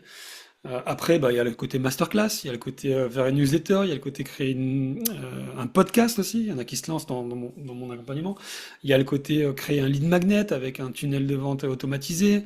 Alors moi, je parle pas de tout ce qui est affiliation ni SEO Ok. parce que là, c'est encore autre chose. Mais Ouais. principalement, c'est ça. Moi, c'est la pub. Pareil, j'en parle pas de la pub parce que pour moi, c'est des niveaux plus avancés la pub. Ouais. Clairement. Ça peut être un super accélérateur, mais au début, ça sert à rien selon moi. Hmm. Donc voilà, ça veut vraiment un contenu, newsletter, podcast, prospection et aller tunnel de vente avec une magnet pour ceux qui arrivent jusque-là, qui sont assez avancés. Ok. Principalement, c'est comme ça que je vois les stratégies d'acquisition. T'en vois d'autres? Après, il y a les supports Ouais. de communication, YouTube et compagnie, hein, mais Il y a beaucoup de choses. Alors, je vais essayer de traiter par ordre. Déjà, les publicités, ça peut fonctionner pour des débutants, mais la principale utilité des publicités pour les débutants, c'est de tester des messages marketing et votre offre. ouais, D'accord? Voir s'il y a des leads qui rentrent. S'il n'y a pas de leads qui rentrent en dépensant 90 euros sur une petite campagne avec différentes créatives, donc des pubs différentes, bon, c'est que votre message parle à personne. exact. Vous n'êtes pas assez niché. Ensuite, sur les stratégies d'acquisition, il y en a une multitude. Je vais vous en donner une par exemple, mais un truc qui a bien fonctionné pour certains prestataires de services, c'était qu'ils scrapaient, donc c'est-à-dire qu'ils récupéraient sur Internet des emails de personnes dans leur niche. Donc il y a des bases de données spécifiques, par exemple pour les agences immobilières, pour les personnes qui sont des conseillers en gestion de patrimoine, etc. Et ensuite, une stratégie qui avait bien fonctionné, moi j'avais testé pour moi, donc ça avait bien fonctionné, mais les personnes étaient assez froides, donc ça demande de les réchauffer un peu, c'était de les prospecter par Google Calendar. Donc, ils ont patché le truc entre-temps. Mais en gros, il y avait 100 emails. Tu créais 100 invitations Google Calendar avec un faux événement, par exemple, rendez-vous avec Jean-Pierre, je sais pas quoi. Et dans la description, tu marquais: Salut, on ne se connaît pas, j'ai récupéré ton email à tel endroit. Est-ce que ça t'intéresse qu'on discute? On aide les agences comme toi à faire X, Y, Z. Ah ouais, Voilà. Et on bouquait des calls. ah ouais, Donc, ça c'est et ça, agressif, c'est un ça, non? truc. Alors, c'est agressif, effectivement. Ça donne des résultats pour nous, pour certains clients, Ah pour ouais, certains profils spécifiques. Là, ça ne fonctionne plus. D'accord? Enfin, ça fonctionne, si, mais c'est très laborieux, c'est très chiant, ouais, etc. Pourquoi ça fonctionne? C'est parce qu'en fait, on en revient à un principe que je donne, que la plupart des gens enfin, ne l'ont peut-être pas constaté. Moi, je l'ai constaté en danse et dans le business. C'est que tu regardes ce que fait tout le monde et tu fais l'opposé. ah ouais, d'accord. Donc, Tu vois quand ça moi, comme par ça, exemple, ouais. j'arrive dans un accompagnement et qu'on me dit, OK, fais ça, je vais le faire parce que je sais mettre mon ego de côté, je sais être coachable. Mais je me pose la question également en arrière-plan, est-ce que si je fais l'opposé, je vais avoir plus de résultats? Ok. Truc con, tout le monde dit, enfin, je vais faire une caricature, mais je vois énormément de community managers, d'assistants virtuels se lancer. C'est toutes les mêmes pages, c'est des jolis carousels Canva avec une photo d'elles qui parlent de leurs tarifs, qui parlent de leur histoire. Voilà. C'est tout le temps les mêmes posts. Je vais sur Facebook, je Facebook, je vois 50 fois des posts de la même chose. Un hook, une histoire et un appel à l'action. D'accord? Ouais. Comment est-ce que je fais pour faire l'opposé de ces personnes-là? Ce qui veut dire que si je fais l'opposé, évidemment, il faut que ça parle à ma cible, hein. Euh, je vais complètement me séparer de la masse. Et par exemple, Jeremy Coleman est très fort pour le faire parce qu'il a compris. Parce que lui, il était pareil que les autres marketeurs avant. Il promettait de faire 10 cas par mois, etc. Enfin, je ne sais plus quel était son message. Mais il a compris qu'il y avait une sursaturation. Il a dit, je vais prendre le chemin inverse. Hmm. Je vais promettre des réussites normales. Mais il y a lui, mais il y en a plein d'autres qui font ça, qui ont un message différent. Et moi, par exemple, ça m'est arrivé aussi parce que dans mon marketing, je vendais le résultat et en fait, j'ai arrêté de faire comme tout le monde et je me suis dit, OK, je vais mettre plus en avant quelque chose qui me parle, c'est la transparence. Donc moi, je donne tout gratuitement, d'accord, dans mes accompagnements, dans mes échanges. Par exemple, l'échange qu'on a aujourd'hui, l'échange qu'on pourrait avoir en présentiel avec des gens. Je donne tout sans restriction. Je dis quels sont mes chiffres, je le montre, d'accord. J'ai un funnel sur Instagram s'il est encore actif au moment où vous regardez cette vidéo. Vous cliquez dans le lien en bio, vous voyez combien j'ai encaissé sur un mois. On voit que j'ai, je sais plus, 25 ou 26 000 euros d'encaissé. Donc, je montre les virements. Quand c'est des clients avec lesquels voilà, c'est un petit peu touchy, je ne montre pas les infos. Mais quand c'est des clients qui sont, voilà, ils sont de notoriété publique, ils ont un branding, je montre le nom, le prénom, il y a le nom de la société. Donc, il n'y a pas de souci. Parce que personne ne le fait. Donc, du coup, tout de suite, ça crée un rapport d'inversion et de séparation de la masse. Ouais, c'est intéressant. Océan bleu, océan rouge, pour ceux qui connaissent un peu les Ouais. termes. Voilà. Comment t'as switché? Moi, j'aime bien j'aime beaucoup le côté je donne en abondance. Comment tu as switché ça? Qu'est-ce qui a fini d'ancrer ta conviction que c'est ça qu'il faut faire, à savoir donner en masse, quoi. Ok. Euh, je pense que c'est vraiment le côté analyse. En gros, j'ai identifié, j'avais lu un bouquin, bah, le bouquin d'Alex Hormozy sur les offres à 100 millions, et il disait, identifiez le 20% de clients qui vous payent le plus, qui sont le moins chiants et qui ont le plus de résultats, et concentrez-vous que sur eux. Et bon, lui. Et j'ai regardé ça, je me suis dit, attends, est-ce que je peux pas faire ça pour d'autres choses? Donc j'ai regardé, je fais, OK, euh, quel est le process qui apporte le plus de résultats, avec le moins d'efforts, et qui me satisfait? Donc j'ai regardé, donc j'ai identifié, j'ai beaucoup itéré, ça a pris plusieurs mois, hein, c'était Ok. pas comme ça d'un coup. Je me suis dit, ah, mais en fait, j'ai trouvé quels sont les points communs. C'est que je vois quelqu'un, je lui mets pas de pression pour lui vendre, je discute avec lui, naturellement, comme je discuterais avec un pote. Je lui donne énormément de valeur dans mon call de vente. Il sait que c'est un call de vente. Il sait que c'est un call de vente parce que de toute façon, j'ai posé le cadre. Je lui donne tout. Bon, je le coach aussi un petit peu, je pose des questions de vente. Enfin, je ne vais pas lui dire que je suis en train de lui vendre quelque chose, clairement. D'accord. Quand il est qualifié, qu'il a passé la phase de qualification, quand il est en R2, en deuxième rendez-vous de vente. Mais en apportant énormément de valeur, je crée de la bonne volonté. Cette bonne volonté fait que la personne démarre chez moi. Et je suis juste revenu à un principe de base de la psychologie qui est le biais de réciprocité. Bien Donc, sûr. j'ai relu les phases de influence et manipulation de Robert Cialdini. Très bon livre. J'ai vu ça, j'ai fait OK. Bah, en fait, ça fait sens parce que c'est exactement ce que je vois dans Robert Cialdini avec donner, d'accord? Donner, donner, donner. Et ensuite, après, tu reçois pour ceux que ça intéresse. Et j'ai fait ça. Et bah, dernière conférence que j'ai fait une conférence dans un club privé qui s'appelle l'Utopie Business Club, avec qui je suis partenaire. Et ils avaient des problèmes d'acquisition. Donc, je dis, bah, écoutez, je peux faire un pitch de 1h30 où je vous donne tout. Et donc, premier truc, je montre mes résultats pour leur dire, bah voilà, je suis légitime pour vous parler de ça. Je leur donne tout, je réponds à toutes les questions. Je fais du personnalisé en live avec eux. Je suis pas en train de faire un grand discours de 1h30 où je parle tout seul. Et à la fin de ce call, cette conférence m'a rapporté 4 000 euros cash. Parce que j'ai Ouais. quelqu'un à la fin qui est venu et qui a démarré avec moi. Ouais, bien sûr. On était 10 dans la salle, quoi. Ouais, t'as pas peur de t'épuiser en faisant ça? Non, parce que. Alors, ça dépend. T'es épuisé dans quel sens? À une époque, je faisais, moi aujourd'hui, à une époque, je faisais beaucoup d'appels comme ça, appels de vente en mode, je cherche même pas à vendre, juste viens, je te donne, et Ok, puis à la limite presque, je dis bien presque, je te parle presque pas de ce que je fais, presque, hein. ok, Et en fait, je me suis aperçu que c'était épuisant, mais peut-être parce que c'était pas assez qualifié. Enfin, il y avait tout un, ok, j'en ouais. pouvais plus quoi. Et aujourd'hui, du coup, moi, dans ma démarche, c'est de dire, bien sûr que je donne, bien sûr que je coach, Mais par contre, tu le sais, c'est transparent, je te parlerai de mon offre à la fin.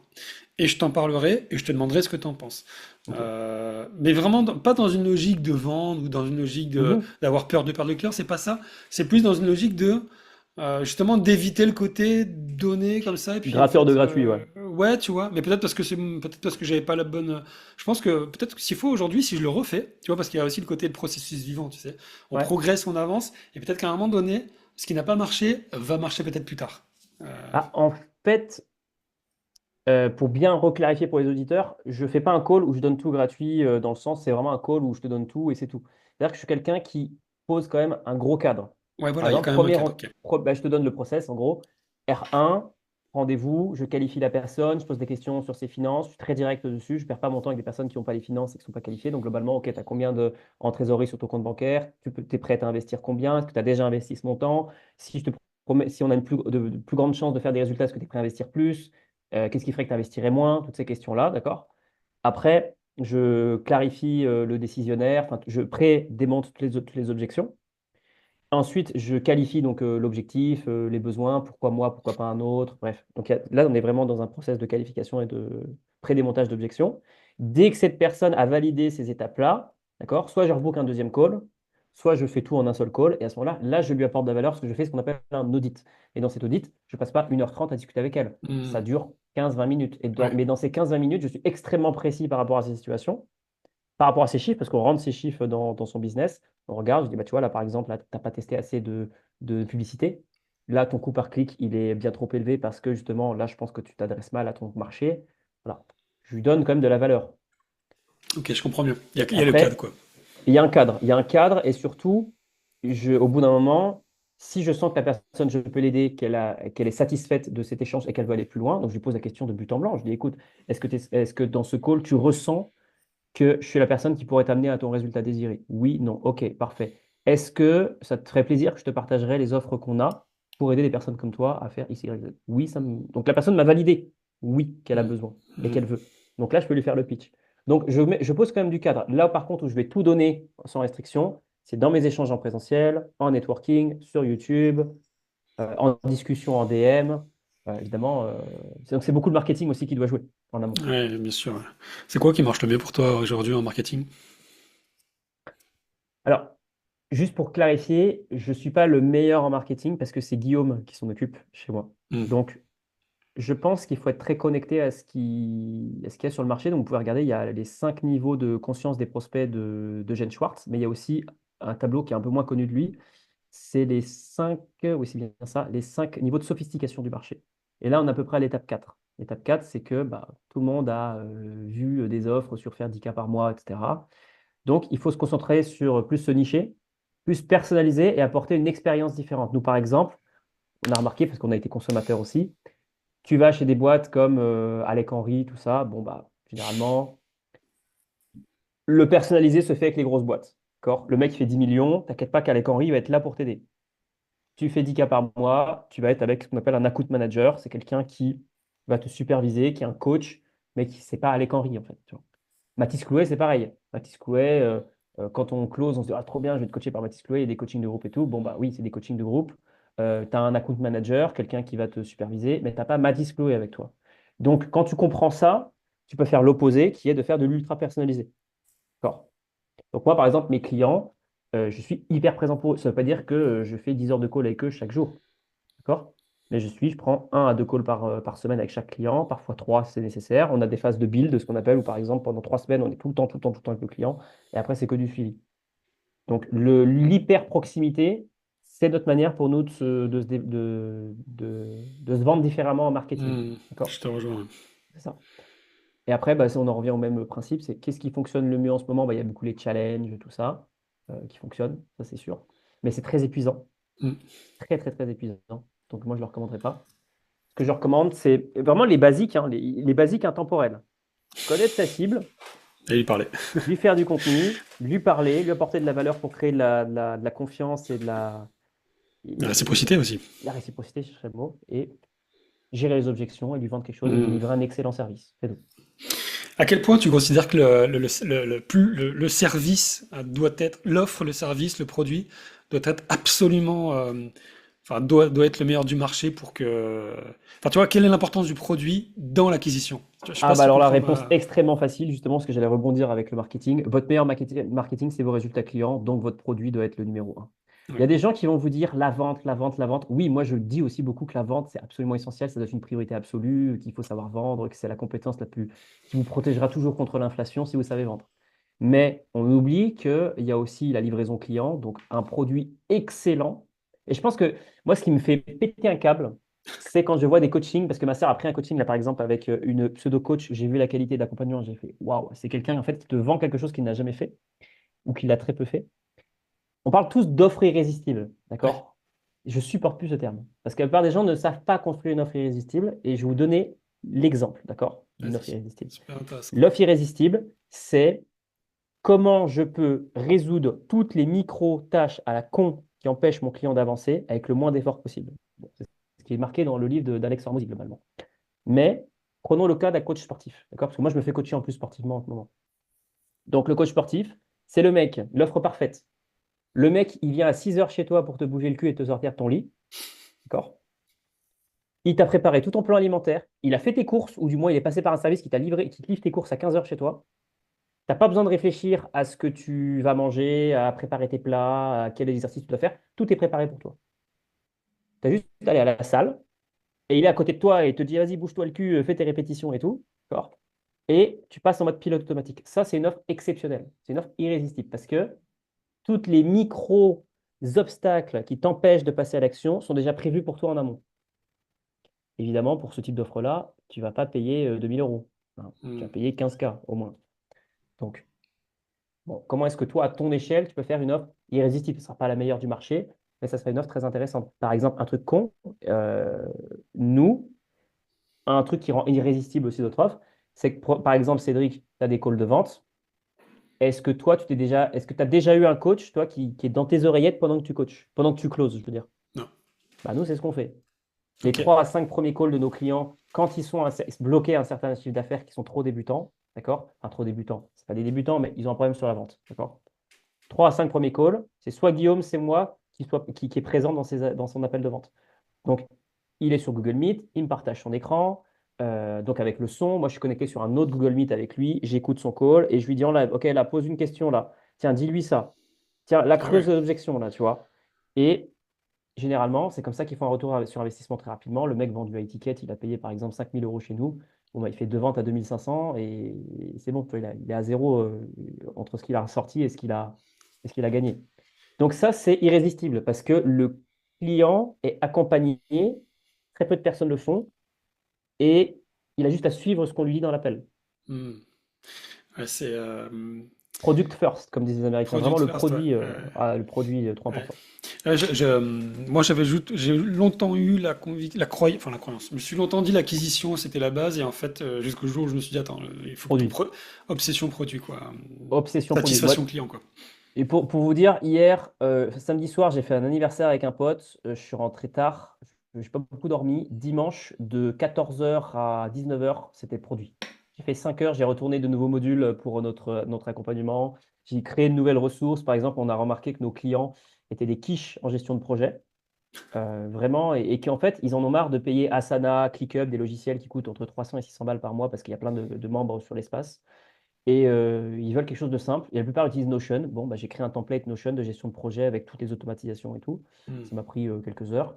Je l'ai mis sur l'espace et tu as des clients qui disent ah, c'est génial, c'est exactement ce que je cherche. En plus, ça va me coûter 0 € par mois avec mon équipe. Ça va me faire des grosses économies. Bon, bah, hop, Oui, ouais, je suis d'accord. une étape en moins pour le client à réfléchir. Il a juste à dupliquer. Il suit le tuto qui dure 10 minutes et il a sa gestion de projet.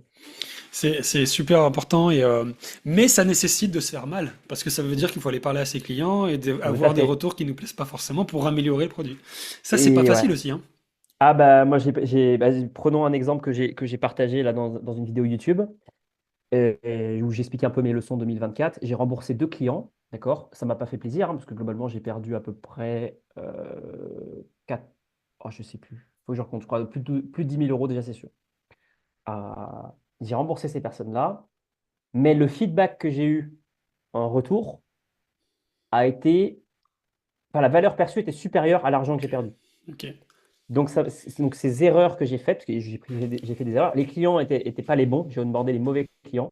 Donc, je les ai remboursés, ils ont eu vraiment 0 € de dépensés du coup. Ils n'ont pas été lésés. Mais moi, ce que j'ai appris comme leçon, ça m'évitera de perdre encore plus d'argent plus tard. Ouais, bien sûr. Donc, Bien sûr, bien itération sûr. sur le produit, sur l'avatar, etc. Voilà. Ouais, c'est super important. Plus que ce qu'on croit. Comment tu, comment tu, question rapide quand même, mais parce qu'on on l'a pas abordé, comment tu intègres l'IA? Alors, si tu en as pas parlé, comment tu intègres l'IA dans ton business, toi? Alors, il y a de nombreuses manières dont on intègre l'IA. La manière dont... Enfin, je vais vous donner un truc concret, d'accord? Tout le monde parle de VSL, vidéo de vente. D'accord?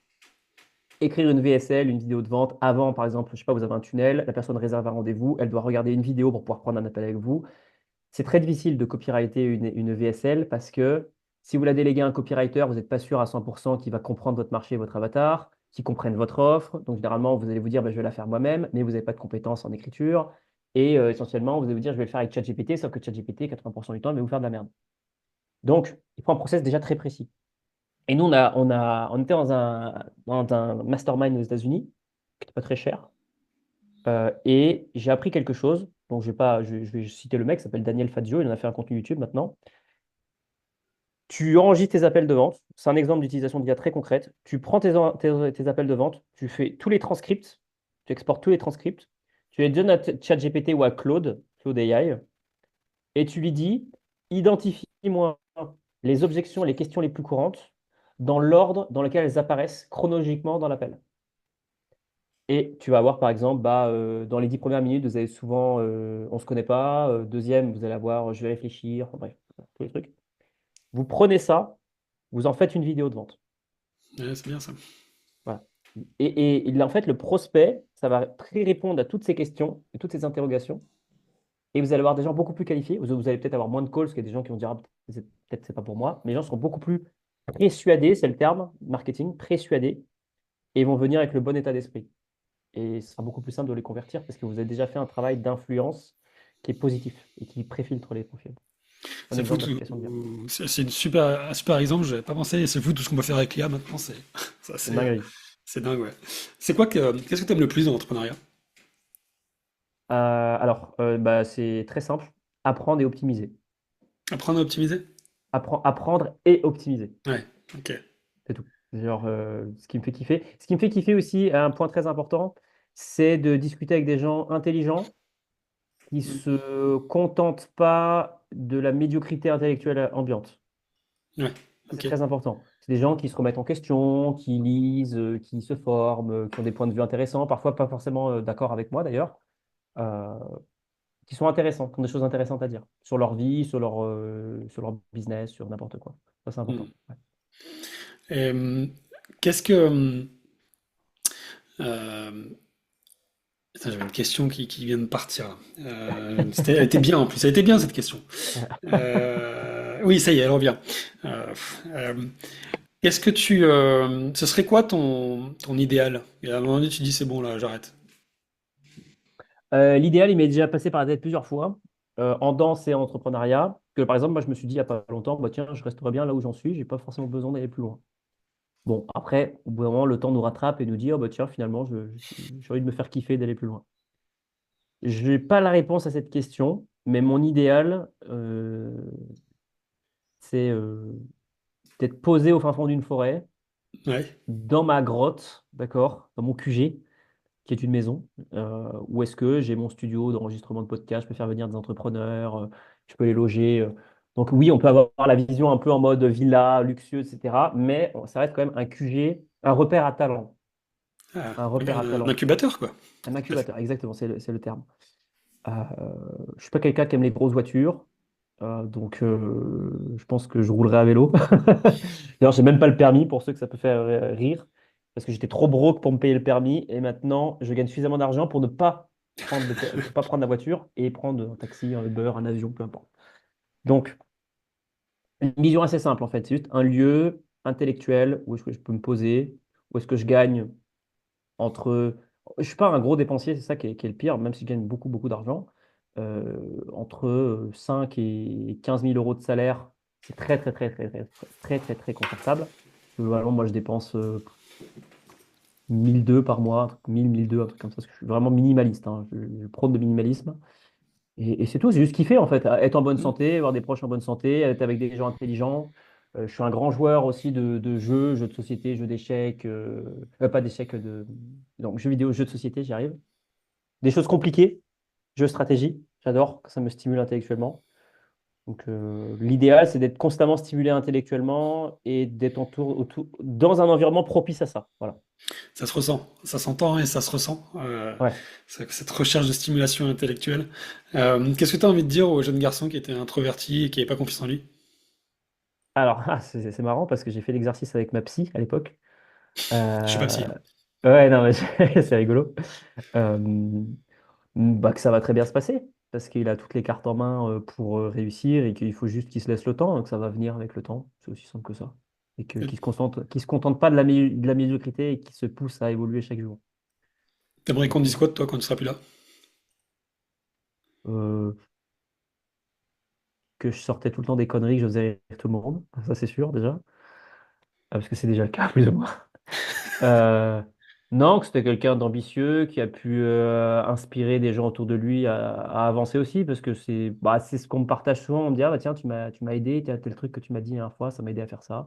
Bon, bah si ça a aidé des gens, tant mieux, quoi. Donc, Ça me va bien ça. Et si tu avais c'est un cool. conseil lecture à nous donner? Alors, ça dépend, entrepreneuriat ou perso? Les deux. Les deux. Alors, ouf, il va falloir que je choisisse parmi un sacré paquet de livres, hein. Oh, c'est pas facile. C'est pas facile. Bon, déjà, j'ai commencé par l'entrepreneuriat. Il y a tellement de livres. Moi, il y en a un qui m'a bien aidé à l'époque pour des gens, ce sera peut-être plus pour ta cible. Si vous devez prospecter ou si vous avez besoin d'apprendre à connecter plus avec des humains, il y a un livre auquel je reviens tout le temps, bah, qui est en anglais malheureusement, c'est Fanatical Prospecting de Joseph Blunt, bon, qui est très axé commercial, mais qui, moi, m'a mis dans une attitude d'aller connecter avec des gens. Ça parlera peut-être, ce livre, il parlera peut-être à personne, mais en tout cas pour moi, il me parle. Pour la partie perso, bah, bien évidemment, Les 5 blessures de Lise Bourbeau, euh, un classique que tout le monde devrait lire, que je fais lire des fois à certains de mes clients. Sinon, tout ce qui est en rapport avec le typage de personnalité, type Please Understand Me, donc le 1 et le 2, qui sont des livres qui, je crois, sont traduits, qui parlent de typage de personnalité. Et quand vous allez lire le chapitre sur votre typage à vous, vous allez vraiment débloquer à quel point c'est précis. Et je pense que ça fait partie du 20-80 parce que si on se connaît mieux, si on connaît mieux les autres, tout est beaucoup plus simple. Moi, par exemple, je sais que je signe tout le temps le même type de client. C'est toujours les mêmes profils qui reviennent. Hmm. Tout le temps les mêmes profils de personnalité. C'est beaucoup plus simple du coup. C'est quoi en MBTI? Non, t'as peut-être pas Ouais. les lettres? Si, t'as les lettres? Si, si, si, par exemple, des ISTP. Ah oui, ok. Ça me J'ai surprend beaucoup, pas. j'ai beaucoup d'ISTP, j'ai beaucoup de d'INFJ, j'ai beaucoup d'INFP. Voilà. Bon, ça peut paraître un peu abstrait pour les gens qui vont écouter, mais vous pouvez regarder sur Internet, il y a aussi d'autres profils que je signe. Et par exemple, ceux qui sont systématiquement en échec ou qui ont plus de mal à avoir les résultats, c'est toujours les mêmes. Par exemple, les ENTP, chez moi, je sens que c'est des gens, il faut que je sois 10 fois plus présent pour eux. Et que je leur botte le cul tous les jours. Je sais qu'ils vont galérer, quoi. Je suis pas loin d'être cela, tu sais. Ouais, ça serait rigolo de connaître Ouais, je ton suis style de personnalité. EN, déjà, ça c'est sûr. Ah, t'es un EN, là. Ouais, après, ça a bougé à l'époque, moi, quand je l'avais fait. Je crois que la dernière lettre, c'était J ou. Enfin, je sais plus, peu importe. ENFJ, peut-être, non? Ouais, un truc comme ça, ouais. Mais je suis Ouais, passé. Enfin, c'est vieux tout ça pour moi, c'est rigolo. mais c'est marrant, c'est très aligné que tu dises que toi, c'est plutôt les ISTP que t'attires. Toi, tu dois être un IS quelque part, toi aussi. Alors, pas forcément. Alors, moi, Pas forcément. je suis de Mais base. t'as une sensibilité quand même, et t'es quand même quelqu'un de C'est ça. conceptuel, malgré tout. C'est ça. Bah, ça, vous pouvez vous renseigner sur les styles de personnalité. Mais moi, de base, je suis quelqu'un qui est INFP. Donc, de base, c'est le mec ultra bordélique, hyper émotionnel. Mais qui a fait un énorme travail. Et en fait, quand on lit les livres, on comprend qu'on a une personnalité de base qui nous est héritée soit de la famille, soit de nos hormones, etc. Et qu'après, on développe des branches qui sont très souvent opposées. Donc, moi, quand on me retype actuellement, il y a deux personnalités qui ressortent. C'est ISTP, Hmm. d'accord, et ESTJ. Donc, ESTJ, c'est le mec chef d'entreprise, ultra processé, ultra structuré. Bon, bah là, on est dedans, quoi. Donc, Hmm. c'est assez rigolo. Super intéressant. Kevin, merci beaucoup pour ta présence, tes échanges, ta sincérité. ta capacité à allier à la fois le, le I et le E, le S et le N, autrement dit, ta capacité à aller dans le détail, dans la précision, dans le processus, et en même temps à t'extraire un petit peu en méta, ce que j'appelle en métacognition, pour comprendre ce qui se joue en toi et ce qui se joue dans les process. C'est hyper pertinent et hyper riche. J'ai beaucoup aimé cet échange, j'espère que toi aussi d'ailleurs. Partagé Donc, à fond. merci pour tout ça. Franchement. Je vais te donner le mot de la fin, Kevin. Le mot de la fin. Alors, par rapport à quoi spécifiquement? Le mot de la fin, tu me dis le mot de la fin de cet échange, tu dis ce que tu veux. Soit tu t'adresses aux auditeurs, soit si tu veux donner Ok. tu sais, comment on dit, Une maxime de fin Ouais, de. voilà, exactement, je Voilà. Ok. cherchais le mot. Bah, ce que je dis toujours à mes clients, c'est qu'il faut que vous trouviez le 20-80 qui vous apporte le plus d'argent et qui vous fait kiffer en travaillant le moins possible et en gardant la santé. Voilà. Top. C'est la vision d'un feignant productif. Je suis un gros feignant, donc ça me parle bien. Parfait. Le feignant productif, c'est vraiment le meilleur état d'esprit parce que vous générez beaucoup de résultats en vous concentrant sur le 20-80, donc Et ça, c'est essentiel. Pareto, c'est la base. Merci, Kevin. Où est-ce qu'on te retrouve si on veut te contacter? Bah écoutez, ça dépend. Moi, je vous conseille de m'écrire sur Instagram parce que c'est moi qui gère le compte. Sinon, sur Facebook, LinkedIn, YouTube, enfin, on peut me voir sur toutes les plateformes. J'ai plusieurs comptes, comme je partageais. Donc, parfois, si vous m'écrivez, ça peut être un commercial qui peut très bien gérer le compte ou on est une assistante. Par contre, si vous m'écrivez sur Insta, c'est moi qui réponds. Donc, Insta, ouais, faut checker. Merci, Kevin, et merci à tous. J'espère que vous avez pris du plaisir. Dites-le moi, écrivez à Kevin, allez voir son profil MBTI si vous voulez. Et à très vite. Salut, Kevin, merci. Allez, merci Cédric.